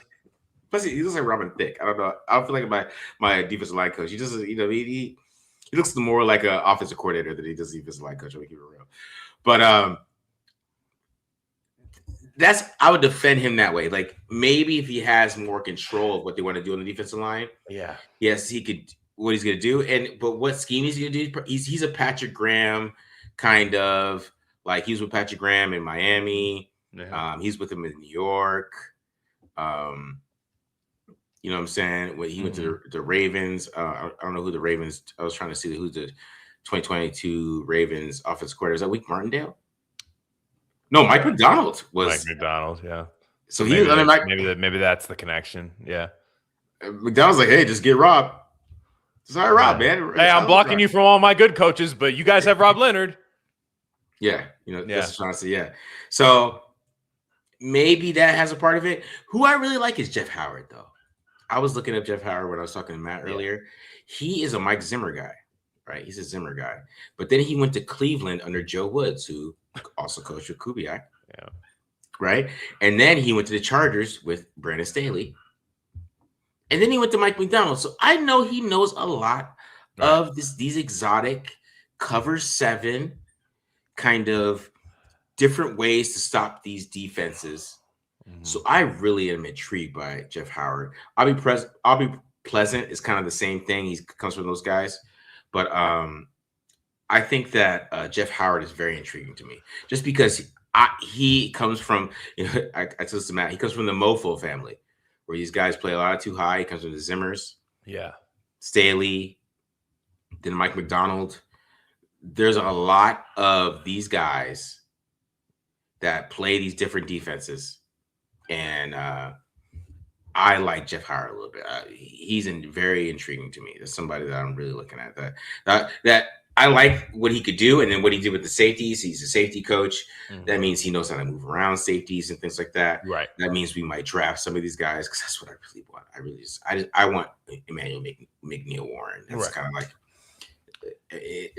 I would end the draft coverage after we draft Emmanuel McNeil Warren. I'm done with the draft. A+. Draft is over. So Mendoza, Emmanuel McNeil Warren. It doesn't matter who they drafted for that. So that's how I feel about it. If they bring Jeff Howard, I'm very interested in him. I am. Would you be happy if they hired Rob Leonard? Let's be real. If they hired Rob Leonard as DC, would you be like fist pumping? I wouldn't. I mean, I wouldn't fist pump. I'm not gonna lie to you. I wouldn't fist pump at all. Yeah. Why is everyone acting like they'd love it? but I'm saying 2023 and 2024, the defensive line, Adam Butler had 10 sacks back. He got paid, and then Pete Carroll came in, and then he sucked. Was that Rob Leonard? Or was that Pete Carroll? Okay, that's his resume. I don't know if he's good or bad. That's his resume. Your resume for head coaches, I'm not sure. Jeff Howard, I'm looking like I'm not even sounding like a Jeff Howard fan. Jeff Howard, I'm looking at. Okay, they bring in Nick Emanwari. There were a lot of questions about him in the draft. He comes in, they identify that's not a free safety. We're putting him down in the nickel. Like, Kobe Bryant over here. Like, these guys are good. This is a good position group. So I'm hiring a guy that has a good position group there. That, to me, just sells it a little bit more to me. Aubrey Pleasant, it's a bit more of an unknown. I'm for sure. That one's a bit more of an unknown. But you're looking at even what the Rams do. They have Quentin Lake. Just these guys are not big name safeties coming out in the draft or anything. Yeah. And then you guys are. I'm just saying. I don't want to hear a thing if they hire Rob Leonard and the defense sucks next year. I don't want to hear a thing. I want to hear a pin drop. I want to hear the defensive reviews of tape don't lie. I want to just be everybody just sitting around going like this. That's what I want to hear, because you guys are crazy. He's a D-line coach that I think has done enough to maybe keep his job as a D-line coach. That's what I think his resume spoke to. That's all it is. That's all it is. Is anybody else want him as a DC right now? I mean, you got a point there. I know, and it sounds harsh, but I'm just saying, it sounds like Todd Downing to me. It sounds like defensive Todd Downing. Todd Downing was people don't remember. They go, "Oh, they lost Bill Musgrave," but Todd Downing, Derek Carr, and him, they're attached at the hip. This is gonna be great in 2017. Sucked. We got a couple of Jim Schwartz questions. People asking about Jim Schwartz. Does not want to play for the Browns, and the Raiders want him as DC. How does it work? Does it work? And somebody else asked about Jim Schwartz too. But Jim Schwartz, see, how you feel about Rob Leonard is how I feel about Jim Schwartz. Better resume. Yeah, but we really still trying to play man-to-man in today's NFL? Come on, dog. That ain't gonna work. It's true. No, it's true. It's true. And you'd have to really crush the draft. Yeah. No, I wouldn't be excited. I'm more excited about giving somebody a chance that's come from a good program, a good team, good position coach from a team, and just seeing what happens. Yeah. If you hire Rob Leonard, you're not hiring a good defensive line. I'm not saying anything about his coaching. You're hiring a guy who didn't have a good defensive line last year as your defensive coordinator. I'm just saying, like I feel like I'm taking crazy pills. They sucked and I look at their top needs at position group. I'm like, it's defensive line. I'm not saying he needed to have them playing elite. I just felt like they played the way they were constructed, in my opinion, and bad. So, but you just got. I mean, the previous 2 years they did play pretty well. The defensive line, they did. Okay, well. They did. I'll debate Matt Holder on this, dude. Come on. If he gets hired, it's me versus Matt 1-on-1. Oh man! All right.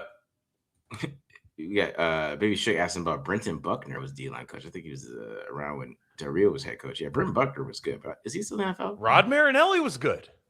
Yeah. They've had good D-line coaches. Special teams was so bad this year. It needs attention. Is a new coordinator enough, or is Carlson on the way out as well? Put that up again, the question. Special team was so bad this year. It needs attention. Is a new coordinator enough, or is Carlson on the way as? I think that's actually an underrated big hire. I think special teams coordinator was awful last year. And didn't really improve once they fired the guy, Tom McMahon. I don't know how he survived it. Yeah, Carlson's probably gone. Unfortunately, he might have another life with another team, but I think sometimes when kickers are done, they need a jersey switch. They just do. And Carlson almost kicked us out of Mendoza. I'll never. He decided he wanted to be a damn Day of the Jackal Deadeye sniper when the Raiders didn't need him to. I'll never forget that. Could D-Cam move to safety? I don't think so. I don't think so. I'm going to run to the bathroom, Marcus, but take this for a second. I got you, man. I'll get these questions going. Is it weird that Brady doesn't have his hands on coordinator choices like he did with Pete? I think Brady's not as involved as the media wants him to be involved. The media wants Brady to be the guy. I think that's all bullshit, to be honest. Marcus, have you watched tape on Eric McAllister from TCU? I think he has wide receiver one potential. I have not, but I'll make sure I check them out. I've been watching a lot of guys, man. I got a lot of grades on a lot of these wide receiver, a lot of these positions. So I'm beyond that. When they have to promote Janoka to OC to poach him from Seattle, he was Clint's wedding party. So obviously there's boys. Yeah, they'll probably have to get Janoka as an OC to poach him. And he probably is going to be the guy. I'm not going to lie. Janoko's probably going to be the dude. Let's keep it damn real. Let's keep it Janoko. Who in the coach staff was retained? I think it was Leonard. Basically all defense. Let's keep it real. All defense is who they obtained here. What if Kubiak doesn't like what we have at wide receiver? Does he get one in the second or trade up into first? I mean, if they draft a wide receiver, that will tell you everything. Also, what they do in free agency too is going to tell us what they think about this. Whoever they have on offense is going to let us know what they think. So, you know what I mean? They're going to let us know exactly what they think with whatever happens with what they do in free agency. That's going to be the big thing in free agency there. Has anybody heard about the defensive coordinator? Okay, we talked about that. If you went wide receiver at round 2, who would you want? Round 2 is an interesting spot. See, the thing is with these wide receivers, in my opinion, I don't think there's a round 2 wide receiver. Yeah. They're all round 1 or like round 3 and later. Right. Yeah, I think second round is tough. Because you take maybe Zachariah Branch, but Branch hasn't caught a pass past 10 yards yet. Do you take a guy who does that? I'd find value later in the 4th round. Mm-hmm. Exactly. I like Keith Abney a lot. That's a guy that could be option at 36 too. Keith Abney from ASU, I really do like him a lot. He's definitely good. He's a good man corner. If they got Jim Schwartz, they need something like that. I agreed. Second round is defense. To me, it's like 100% defense. It has to be, right? Mm-hmm. And Okafor, yes, we're doing a raffle. And also, answer me on Twitter, my nigga. He's got me saying this stuff too. Hit me up on Twitter, man. I've been trying to send you your shit. Thinneman, we're trading back up into the first. Great player, probably a first round talent. A lot of safety depth, so I say no. I think there's a lot of depth at safety to where you don't have to do that. He's a stud, though. Yeah. Oh, I like Thinneman a lot. He is a beast. I just wouldn't trade up. If he's there at 36, sprint the card in my opinion. But also, it's just like, man, there's a lot of good safeties. He's not a Emmanuel McNeil Warren. Let's just say that. Exactly. So if one's there, maybe the other, maybe one gets taken, the other one's there. I like them both. I like that dude a lot. Based on last year's draft, could you tell whether or not Spytek drafted on need or BPA? I think he drafted a lot around what Pete Carroll wanted. Well, I'll push back on that. I don't think he did because those guys would have played. I mean, yeah, you got a point there. Because they didn't play. Do they pass? Do you think if Pete Carroll's not here, do they pass it on Will Johnson? So why did they pass on it? Why for Pete Carroll? Why would they have passed on it? Because he had 31-inch arms. His arms were. I think Spytek likes offensive linemen a lot, and I think they're going to take offensive linemen high again, and I think it's going to kind of screw with me a little bit. And I think he drafted small school offensive linemen. That's very Jason Light. Genty is definitely in my opinion, a safe pick for your first pick as a GM. Also satisfies Pete Carroll. So I'll give you that with Genty there. Second round, you're just it's Jack Besh. You trade back. I think they wanted Eamon Worry or Schlesinger. I think those were the two guys they wanted, and they weren't there. And they got Eamon Worry might have been there actually. Now that I think about it, so scratch him off the board. But I think they wanted Schlesinger there, and I think he just traded back, which showed good process to me. And then they take Jack Besh, is Jack Besh a Pete Carroll pick? No, because he didn't freaking play. That's true. So, to me, if these guys were all on the field, I would have thought that Pete Carroll drafted for John Spytek. Or I'm sorry, switch those two names around. A couple beers here, but I would have thought that would have been the case. But it's quite clear. But I think he drafts more for. I think he sticks to his board. But I think he also really likes offensive linemen. I think he's going to take 2. I think by round 4, you're going to see at least 2 linemen taken almost in every draft, offensive linemen, which probably is a good idea. Yeah. Patrick Swayze, he's still talking about Umenyiori, so he always is a Umenyiori fan. They're not trading Umenyiori. Mike McDonald's not letting that guy get out of the house. Never. That's a stud. Yeah. Wait, Glenn, I need an answer on you saying Peter Woods dude was slow as shit and not very good. Goddamn. Brandon. That's a bit harsh, I would say. Look at the entire Clemson team last year. Every Clemson draft pick has slid.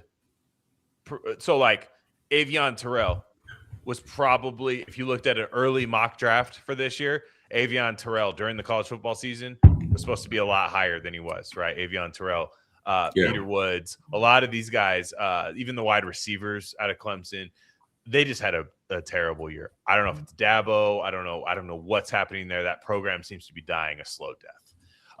With Peter Woods, to me, I do think he's a game wrecker. And I do think with a good D-line coach, and I think he's a body type the Raiders don't really have. Yeah. And I think he's pretty damn good. I'm look at the year before. I mean, slow as shit. I don't know. Slow as shit. I just disagree with. I don't know. All right. Yeah. What running back do you think we add to the room with Genty? Mostert. To be honest, I think they bring Mostert back. You think so? I think so too. I do. I agree with that. And then they'll day three pick too. Day 3 pick. Who would you, okay? This is a good question right here. Who would you take at 36? Chris Johnson, CJ Allen, or McNeil Warren? Damn, those are 3 ballers right there. I know. You'll say McNeil Warren. No, see, right. See, the thing is, between those 3, I'm going CJ Allen. I'd take CJ Allen. I'd say CJ Allen as well. I love Chris Johnson, but the thing is that CJ Allen shouldn't be there. Yeah, exactly. CJ Allen is like 20. He's in the top 20 players in this draft class, in my opinion. He's a damn stud, bro. Like because the thing is, like, he's an athletic freak. So, and the Raiders need a linebacker like that. Mm-hmm. They do. They need all 3 of those positions. If we're being real, they need all 3. I know. Like, you can't go wrong with any way you go with that, in my opinion. Mm-hmm. But man, like, you got to go CJ, because CJ is out of those 3 guys. After the combine, I don't think CJ is going to have a chance to be in there, because he is right. He's a freak from the beginning. So, man, is he a damn monster? Right. That's a good question, though. That's a great question. Great hypothetical there, I think, because to be honest, any of those 3 would be great at 36. So, all right. I got a couple more voicemails here, so let's put his voicemail. Yeah. I got from Will Blast. Oh, Will, is he coming in hot? He's not coming this hot today. He's not coming this hot today. Okay, good. Will Blast, he's healing up. Shout out Glenn. Shout out Marcus, Matt, BD. Just real quick, just touching on it. Glad things got finalized. I don't know if you guys noticed how Brady has really, really fell all the way the fuck back. You know what I mean? He's not anywhere. This has all been spy tech now. Like, yeah. So I'm hoping that's how it is going forward. Just get him the fuck out the way and let spy tech be the GM and let him handle all football. Oh, well. Keep your money in your investment and be a president or ownership group type of guy. Get out of all the fucking football decisions, because again, he's a poison pill just for the fucking media. Now, with the Maxx shit, like I said, I was the one bringing that shit up weeks ago. Shit hit the fan. Now they're trying to bring it back up again when clearly it seems like that shit was resolved after Maxx went on Colin Cowherd. But we'll see how it goes. But again, if they want to give us, I saw another suggestion of like a first this year and a first next year and like something else. And I was open to that too. Like, just if he's trying to go or if the agent is pushing for this shit, then man, make the shit happen. But again, it's on spy tech. And so, yeah. And everyone's deflecting. Kubiak and spy tech, everyone's deflecting on Mendoza at this point. You guys think it's any way they don't fucking draft Mendoza? There's no way we should be trying to do anything else but get a young quarterback and develop. Yeah, that's my take for this week. I'll leave it alone. Marcus, man, my hat is fucking sitting in Coppell, Texas, and just collecting dust. Any way anybody can help me with this goddamn shit, I truly appreciate it. I've done everything I can, but I can't get the shit back to LA. Again, shout out to the show, Glenn, Marcus, Matt, BD, Westside in the house. Peace. See right there. It's good and effective. Good and effective right there. I thought that was an excellent voicemail by Will Blast. And that's one thing I did notice a lot. So Clint Kubiak, for anybody who didn't catch the press conference, I'd imagine a lot of you caught it because what the hell else were you guys doing during that time? Exactly. But raising kids, working a job. I caught it. And it was about John Spytek. A lot of that product was John Spytek. And Clint Kubiak said a lot about the Raider history, right?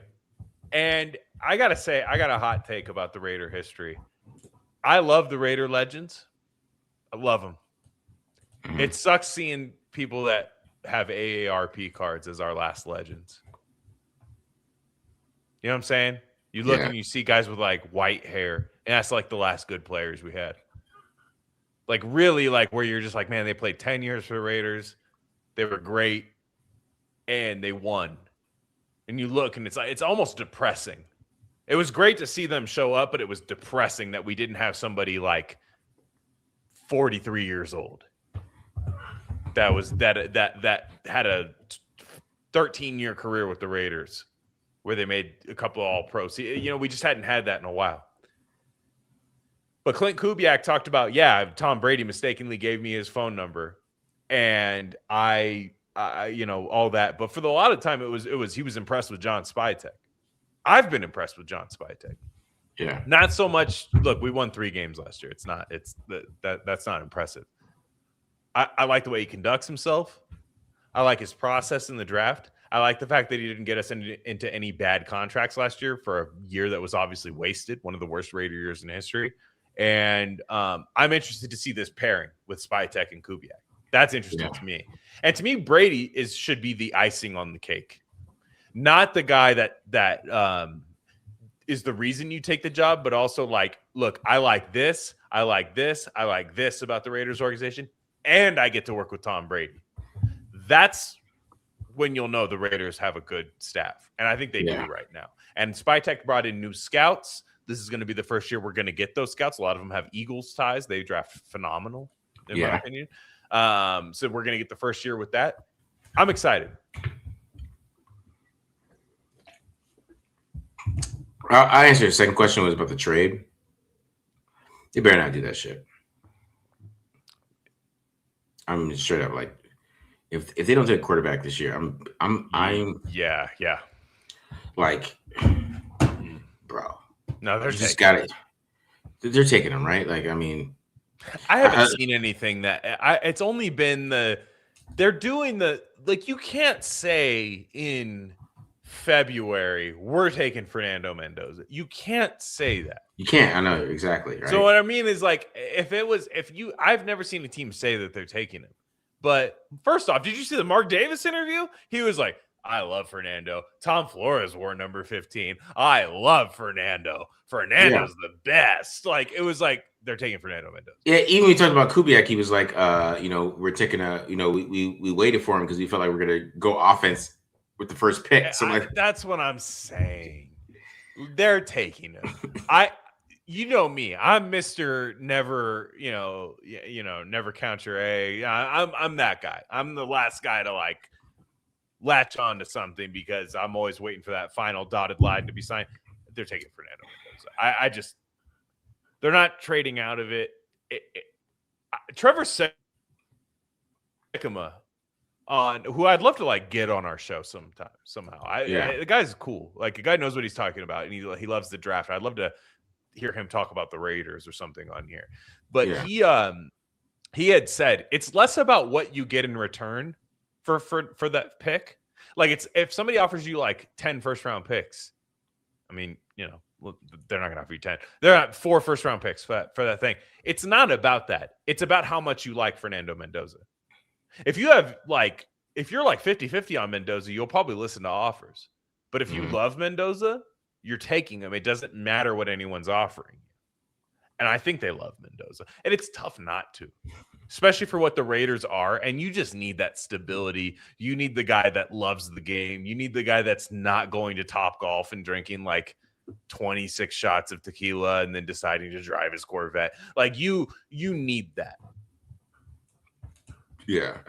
Honestly, if they don't take Mendoza, I think Brady would sell his part of the team, because he's the guy that wants Mendoza. If we're going to keep it real, Brady's part of this team, and we say he's not, like, in the day-to-day, he's not really showing his face anymore. You know, he's probably on a date with Alex Earl or something. He's probably just out there, you know, pimping or something. But he's taking Mendoza. Like, the way he talks about Mendoza, bro, there's no way. So I don't even know why we talk about that. You know, Derek, you know, a big part of that is like Derek Carr. Derek Carr, we talk about like, oh, what are the Jets? Like, Carr, no, nobody wants you to come back, dog. Yeah. I'm sure there's like a small fan base that wants you to come back, but nah, dog. You did your time. We appreciate you, man. You gave us 2 playoffs. We didn't have any playoffs since 2022, since 2002. You got us to the playoffs twice, man. We appreciate you. Nah, homie, stop. He'd be on his podcast pushing that trade. Mm-hmm. I don't care if you like Clint. Yeah. And he helps put that in a lot of fans' mind. Like, my brother texted me about that shit. And I was like, dog, do not text me about trading out of number one. Yeah. From Derek Carr. I don't want to hear it. I think people are subconsciously scared of the Raiders figuring it out. I think no, truly. I think there's like with the Clint Kubiak hire, nobody hates the hire, right? I saw that one guy with the Montreal Expos hat going viral for like, I don't know why. He just didn't like it. He had problems with Clint Kubiak. Otherwise, it's Clint took a bad job, not Clint Kubiak's. It's the Raiders are bad, and people need the Raiders being bad as a constant. You know what I'm saying? Like they need the Raiders to be bad as this kind of like the sky is blue kind of situation where I go outside and I see a sense of normalcy. Well, here's the thing. I'd like them to be good. So go take Fernando Mendoza, go use your draft picks wisely, go spend your money wisely, and have a competent front office. I think it'll be okay. I trust the process at that point. And to me, I want to watch fun quarterback play next year. Yeah. And I want to watch it for the next couple of years. I want to watch it for the next 10 years if we're being real, but I want to watch it for at least the next 5 years. And I think Mendoza gives me that. Yeah. And a lot of people that you know, talk about Mendoza, they get into the film and like, yeah, there's some quirky things he does on film, right? Like sometimes I don't like some of the sacks he takes and some of those things, but you have to understand that he is a psycho. There's something wrong with him. Yeah, I love it. Right. And I was on the Black Team podcast and I was telling Trey Majors and Mike this, like, there's something wrong in his head. And he's a psycho on the football field. He's a psycho with studying. Like, that's what the Raiders need. There's literally something wrong with him. And he ran over a linebacker when the game is on the line. You know, like, he wasn't supposed to do that. Mm-hmm. He just did it himself. There's literally the intangibles with him are off the charts. Like there is just like, you know, we can talk about the arm strength. We can get all into the semantics. Fine. But when you talk about winning quarterback in the NFL, I need a psycho. And he's a psycho. That's all I need. Right. Whatever we talk about, we can nitpick it. He's going to get better at it because he is a crazy man. Mm-hmm. And he just does nothing. He literally said, I'm not going to talk to women. I gotta make the NFL. He's insane. Yeah. Yeah. No, for sure. Yeah. Order it from a catalog if you need it. He's Fernando. Insane. Yeah. And he asked, what do haters not like about Mendoza? Because like I said, there is some things he could like, maybe he let the pocket too early there, or his arm strength, his arm died there. Yeah. You can get into that. You can. But at the end of the day, there's something wrong with Fernando Mendoza. Yeah, for sure. No, I 100% agree with you on that. And he falls into your fucking lap.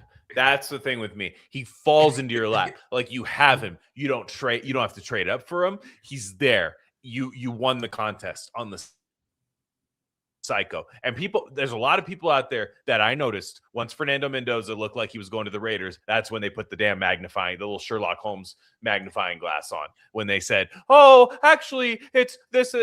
But for the most part, I think a lot of people really like him, and they think the Raiders are going to ruin him. So when people say, I can tell the Raiders are on the right track in making the right moves, when people say Kubiak took a bad job and they're going to ruin Fernando Mendoza, that means Kubiak and Mendoza are good, by the way.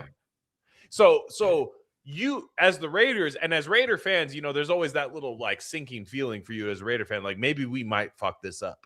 But for the most part, to me, you have to just keep making these right moves, and you have to get yourself out of the damn ghetto. Like, you have to get yourself out of that. The Raiders are in that, and you have the opportunity to do that and build around them and just like start the clock on this contract. Yeah.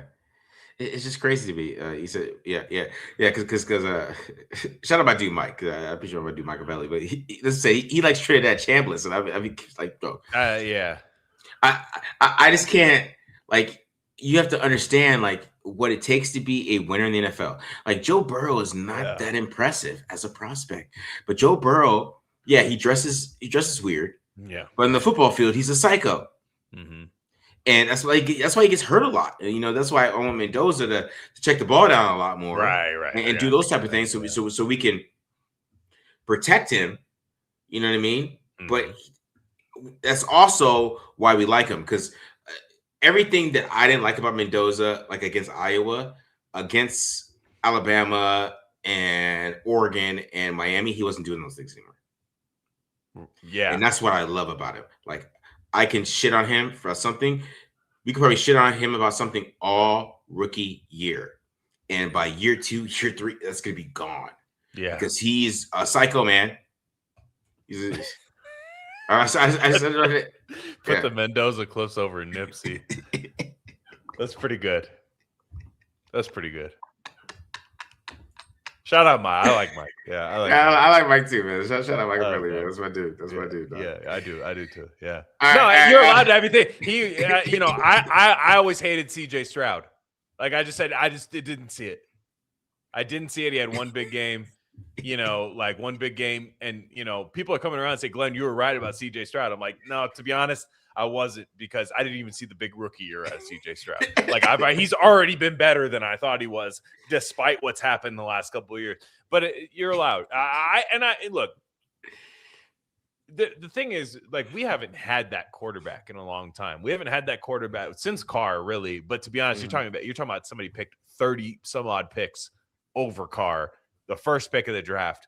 We haven't had that since 2007, and I don't see any traits from Jamarcus Russell that I see in Fernando Mendoza. So it's completely different. But you haven't seen that thing where you get that top prospect who's won in college, done everything he needed to do, played well at Cal, transferred to a better school, played better there, got absorbed everything from all of these great offensive systems, and has the chance to actually grow in the NFL. Yeah, like, we haven't really seen that, because we're used to going like, what can Gardner Minshew do for us? What can Jimmy G do for us? What can Geno Smith do for us? What can, this guy who, like, we have to sell ourselves on, I've always said this about the Raiders. Jim Plunkett is a legend, and I won't say anything bad about him, but Jim Plunkett and Rich Gannon are the two most rose-colored things that Raiders fans use, because anytime we get some journeyman quarterback, they're Rich Gannon or Jim Plunkett. Yeah, because that's happened with this organization. We have a chance to get somebody, and Ken Stabler is the last drafted quarterback by the Raiders to actually win anything. Yeah, you have a chance to actually not eclipse Ken Stabler, but to be honest, yes, you have a chance to at least compete with that, and that's just something. We're in rarefied air here. Yeah, Will Blast just showed up. He just got back from Valentine's Day dinner. Shout out Will Blast. Oh, I see you. Shout out. It is Valentine's Day, you know what I'm saying? Make sure you guys, take your ladies out. Yeah. My wife's birthday is like a 2 day. We do like a birthday Valentine's Day celebration. I already got that handled. Yeah. It's like when you have like a kid that's like born on Christmas or something. It's just one of those things. Yeah. One of those things. Yeah. I was thinking like Valentine's Day, Baby Suge was sending his baby mama like Cry For You by Jodeci. Mm-hmm. So I was thinking Baby Suge.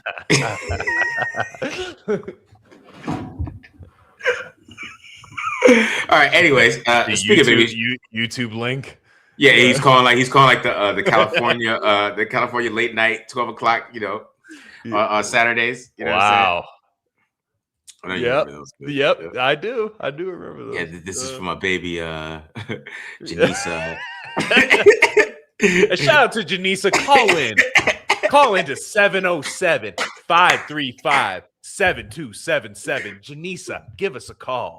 So, Janisa, I miss you. I'm gonna play Jodeci Cry for You. So just hopefully Janisa hear this and just know that.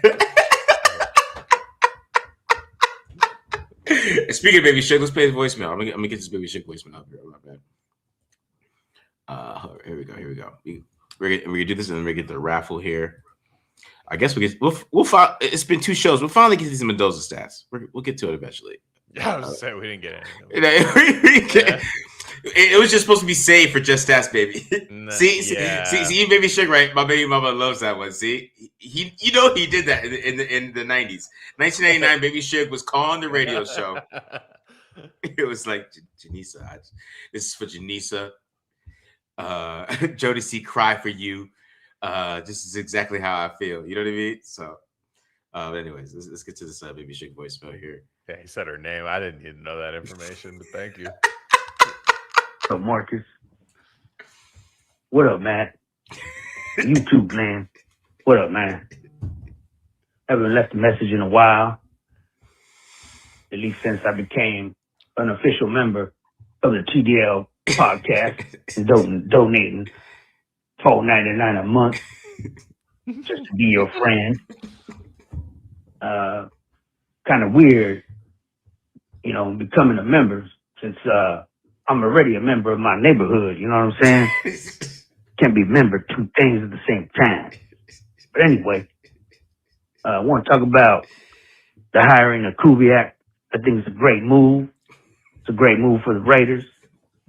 Watched the interview, or his introductory interview, and our boy brought up the good Lord Jesus Christ, the King of all kings.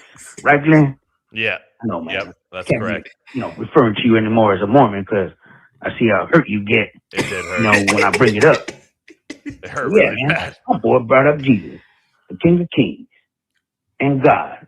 God with a capital G, Marcus. Mm-hmm. No, there's a difference there, right? God with a capital G. There's some other guys. But anyway, since I only got a minute and 30 seconds to talk, since you guys keep bickering about my time, I'm still jobless and all. I'm on my 4th round of interviewing for a company, so it looks like I'm gonna land that job real soon. But anyway, round. Day 3. Huh? Real quick, man. Yeah. Here's my question, Marcus. Okay. Raiders need to draft linebacker, man. 2nd round, no matter what. Yeah. I haven't drafted a good linebacker in over 20 some odd years. And that position needs to be addressed. And I asked you a question a few weeks ago. And the question was, if you believe C.J. Allen is the best overall linebacker. And I think he is. Because I don't think our boy Sonny Styles can cover like him. Now the question for C.J. is, how's he defend the run game? But that's what we're going to have to see. But I think C.J.'s the best one overall because he can do a lot of what the other linebackers can do. And last but not least, Marcus, you owe me $14.97. For not reading 2 of my super chats and not putting my name on the raffle wheel about 2, 3, 4, maybe 5 weeks ago. So you need to give me some credit. Put me on that raffle wheel 16 times. Hook me up, man. I'm gonna get me a tumbler with my first check with a new job, man, just to support you guys. All right, I appreciate that, man. Where are you interviewing? 4 rounds? He must be like a Google tech, dog. Yeah, I feel I did. Told me you got a sneaky little tech job over here that I didn't know about this whole time. I swear, I was like 4th round, and I'm telling them, I'm like, man, what do you want to know about? You want a blood sample? like my goodness.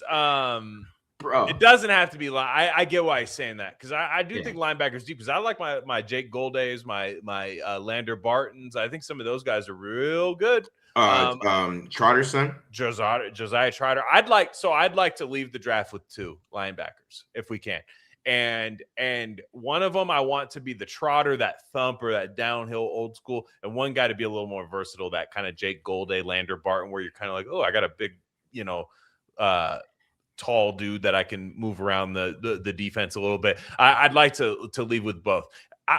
Pick 36 for me as I'm a nose tackle guy at 36. Like, give me that big fat motherfucker at 36. You know what I mean on this defense. Like, I want something like that. Like, but if CJ Allen's there, I mean, we high step the card in. Deion Sanders wearing pick 6, high stepping at the 15-yard line. Yeah. It's just it's not even a question. So I'm with you on that. Is he better than Sonny Styles? I don't know. I think Sonny Styles technique and technician wise, it's pretty tough to beat. I see what he's saying about coverage. But CJ Allen's got a little work to do on coverage too, but he's got the athleticism to do it. See, the difference between CJ Allen and Sonny Styles is 6'5". CJ Allen is 6'1". 6'5". He's 6'5", 243 pounds, and he's pretty. Sonny Styles is pretty flawless. If this was the 90s, he goes top 5. Yeah, easy, right? Because even like Ray Lewis was a little just shorter, and that's why he kind of fell a little bit.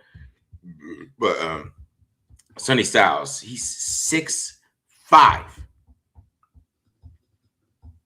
240 pounds. Like, and he moves just like CJ Allen does. He's athletic as CJ Allen is. That's the difference. That's why CJ Allen, really, honestly, when you look at his height and his size, he's an undersized linebacker, right? He's 6'1", he's undersized. He might be there at 36. So he could be an option for the Raiders at 36. And I would not be against the Raiders taking him at 36 at all. I would not be against it. Even though, to be honest, I want them to take a safety there. I don't care if it's Thieneman. I don't care if it's Emmanuel Warren. I kind of feel like at this point, I want them to take a safety there. And I'm kind of leaning like it's either like Max Ihenachor or a safety. That's kind of where I'm leaning on that. But like they might go edge, like it's maybe Zion Young falls, or if they go wide receiver, maybe like there's some of those other positions. But I feel like you have to go to the best available player that falls to you. And I feel like the best available player that falls to him at 36 will be like a linebacker like CJ Allen. It will be a safety like Thieneman or Emmanuel Warren. Or it would be like maybe a Ihenachor or somebody like that. I don't know. Maybe Chris Johnson, he might fall to 67 because like his Senior Bowl wasn't the greatest. So maybe they kind of sleep on him a little bit. You know what I mean? Just because he's a small school guy, all those things. Maybe you can get him at 67, but I just feel like they have to go with the best player on the board from like those 3 positions, like safety, linebacker, tackle. Yeah, to me, it's I just at 36, I feel like you're gonna have somebody fall to you like a Lee Hunter, a Caden McDonald, just somebody that really disrupts up front. And who knows what happens with Maxx Crosby, right? Like maybe they trade Maxx Crosby and then you have that middle first round pick, which that ends up maybe being Sonny Styles, right? Or that ends up being maybe you trade down from that first round pick and then you take CJ Allen. Like there's a lot of stuff you do there, right? There's a lot of there. I don't think the Raiders draft order is set right now. I'll just say that much. To me, at 36, it just feels like Lee Hunter, Caden McDonald, kind of. We'll see what happens there. Like you said, Zion Young, a lot of that. I still think safety. I still think safety's really deep. Deep. It is. You're right. It is. But man, it all depends how they feel.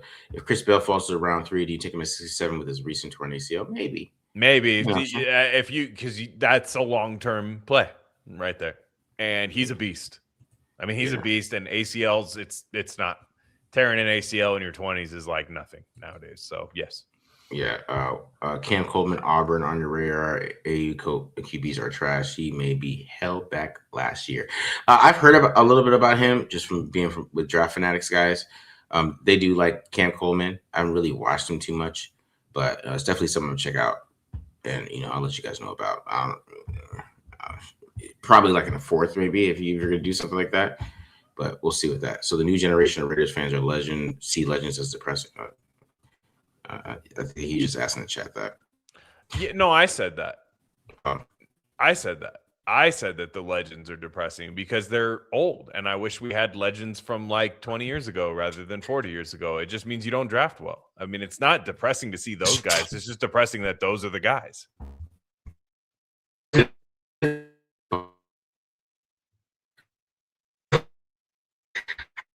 Speaking how I did ask a question. It's not funny.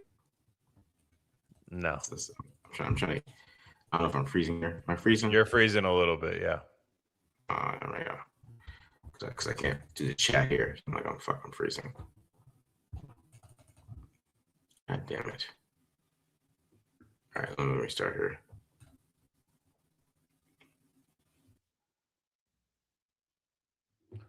It's me again. Oh my goodness. This is exactly where I need to be. No, yeah. It's not that Raider fan. It's not that the Raiders legends are depressing. I don't want to disrespect those guys. It's just, can we have some new legends? My goodness. Yeah, man. All right, I'm back here. Hopefully, all right, here we go. Okay. We're talking about my dude Machiavelli. It's just my homie Machiavelli here. Yeah, good dude.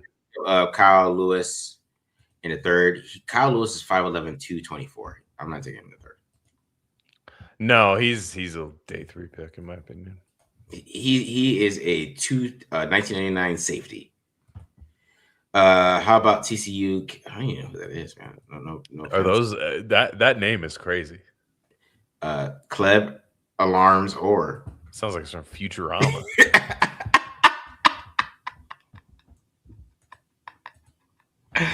All right. Is it DeMonte Capehart?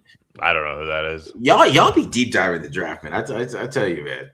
You might have said a Bella Danger. I would still at that point.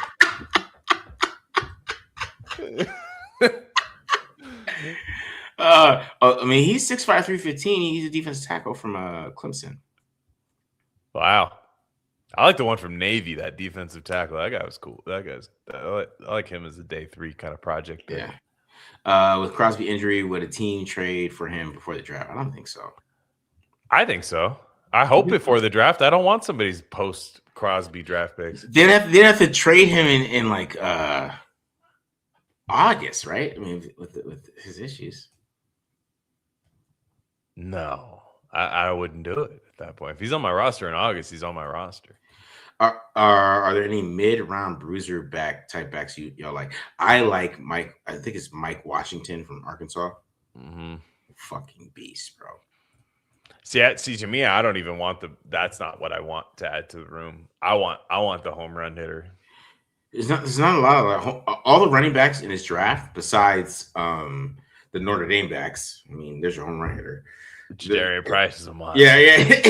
Yeah. He's a monster. Yeah. Besides those guys, they're all like 240 pounds. Like the Penn State guys are huge. Mike Washington to me is a home run hitter though. Mm. He is, but he's also 220 pounds. But he was moving so well at the Senior Bowl. Like I wasn't even watching the running backs, and he got my attention. So that dude is a talent. So I'm really big on him. Damn, y'all be deep diving the draft. The Monte Capehart, man, y'all be deep diving. You see, I'm going to look at him. I want to see what my dude Matt Holder. Matt Holder probably has a little breakdown on him. DeMonte Capehart, Bleacher Report. Let's see what Matt says here about my dude DeMonte Cape. Actually, he doesn't. So Matt hasn't gotten to him yet. Matt hasn't got to him yet. So that says a little bit. All right, guys, let's get this raffle. Let's get this raffle. Raffle time. Here. It's raffle time. Let me make sure I got all the checks. Got Ad Raider Dame here. Did I add Baby Suge? Baby Suge, he contributed too. Did Baby Suge contribute? Or Baby Suge, you giving it away? Are you doing it this time and giving it away, or what are you doing here? Because I know you contribute. You give like what do you give like 1999, I think. What do you get? You gave 1999. Are you doing this time, Baby Suge? Is Baby Suge still here? Did I add him? I sure didn't. I'm just gonna add him. I'll just add him. All right, here we go.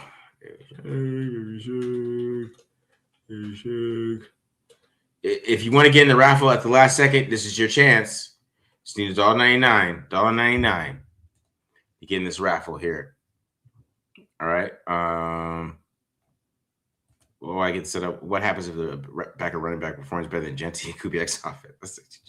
Just for the DJ. I don't think it's a bad thing. I think people like it affects Genty's second contract, which we're 4 years away from at this point. We're 4 years away from that. So that it would affect that. But for the most part, like that means you have a good run game, in my opinion. Because I don't think Genty's going to be bad. That's a great fucking question. Yeah. I mean, that would hurt. But like, but when we're saying better, does that mean Genty's bad, or does this like Genty gets benched for like a running back?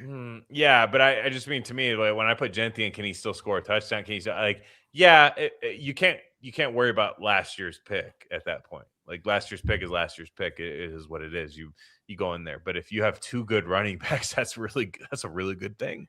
And your run game is humming, like, and you have a young quarterback. I feel like we're winning a lot of games. Yeah. Okay. All right, baby. You're raffling so you're raffling your from 2 weeks ago. You're gonna have to pick the person though. That's gonna be on you, man. Have fun with that. All right. So let me get this up here. Anybody else want to get in here before I bust this out here? Anyone want to get in here? Mr. J will enter late. Am I missing anybody? I got Checkmate. I got Raider 27, Ryan L, Sean, Sebastian, SHSD, Mr. J Will, Tyler in here, Omar, Bloody Raider, BJ Mack, Sean Greeland, CMV, Oak, Naz, Ace Boy, Raider Dame, and Baby Shug, who's giving it away. Anybody left? Oh, that's a lot of people. Oh, all right, Sebastian, you did donate twice. I got you. That's what I'm asking. I don't want to cheat anybody here. Anybody else? We good? OC Chris, I missed you. Here we go. I thought I got you in here. OC Chris. All right, so I got you in there, OC Chris. Make sure I got everybody in here. I need like an assistant for this shit, man. I need somebody. This is make sure I get this shit right. Anybody else I'm missing? We're good. Before I run this, let me know if you're in here so I can run this shit. I don't want to miss anybody. All right, 1, 2, 3. All right, let's go. Let's do it. Here we go. Let's click the spin here. Let's get boom.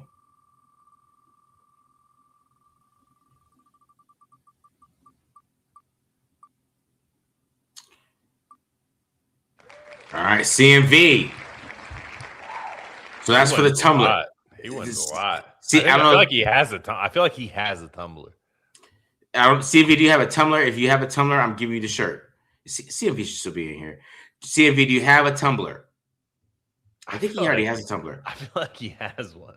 He might just have a lot of. I feel like CMV has a tumbler. I feel like he does. So I'm gonna give you the shirt, CMV. I think you have a tumbler, so I'm giving you the shirt. Okay. So all right. So the next one we're gonna do the tumbler. Yeah, he has a tumbler. See, Baby Sugar is writing this shit down or something.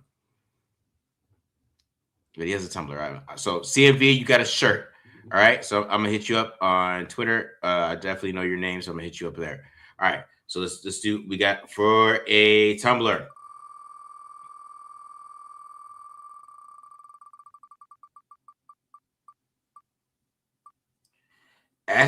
SHSD with the Tumblr. SHSD, if you are in here, you can either put your email in the chat or hit me up on Twitter at @TheMarkJohnNFL or send me an email. All right. So I maxed it out at 5. So if you guys send a bunch of money, I just want to, because I don't want to get like somebody with like 25 in here. I just want to max it so you get fair. SHHD, put your email in the chat or make sure that you hit me up on Twitter. Make a Twitter account. Hit me up. I'm looking at my requests and shit like that. So hit me up there so I can get that out to you. Okay. All right. So we got the shirt for CMV, SHSD, and now we got the Baby Shook giveaway. This is the Baby Shook special right here. All right, here we go.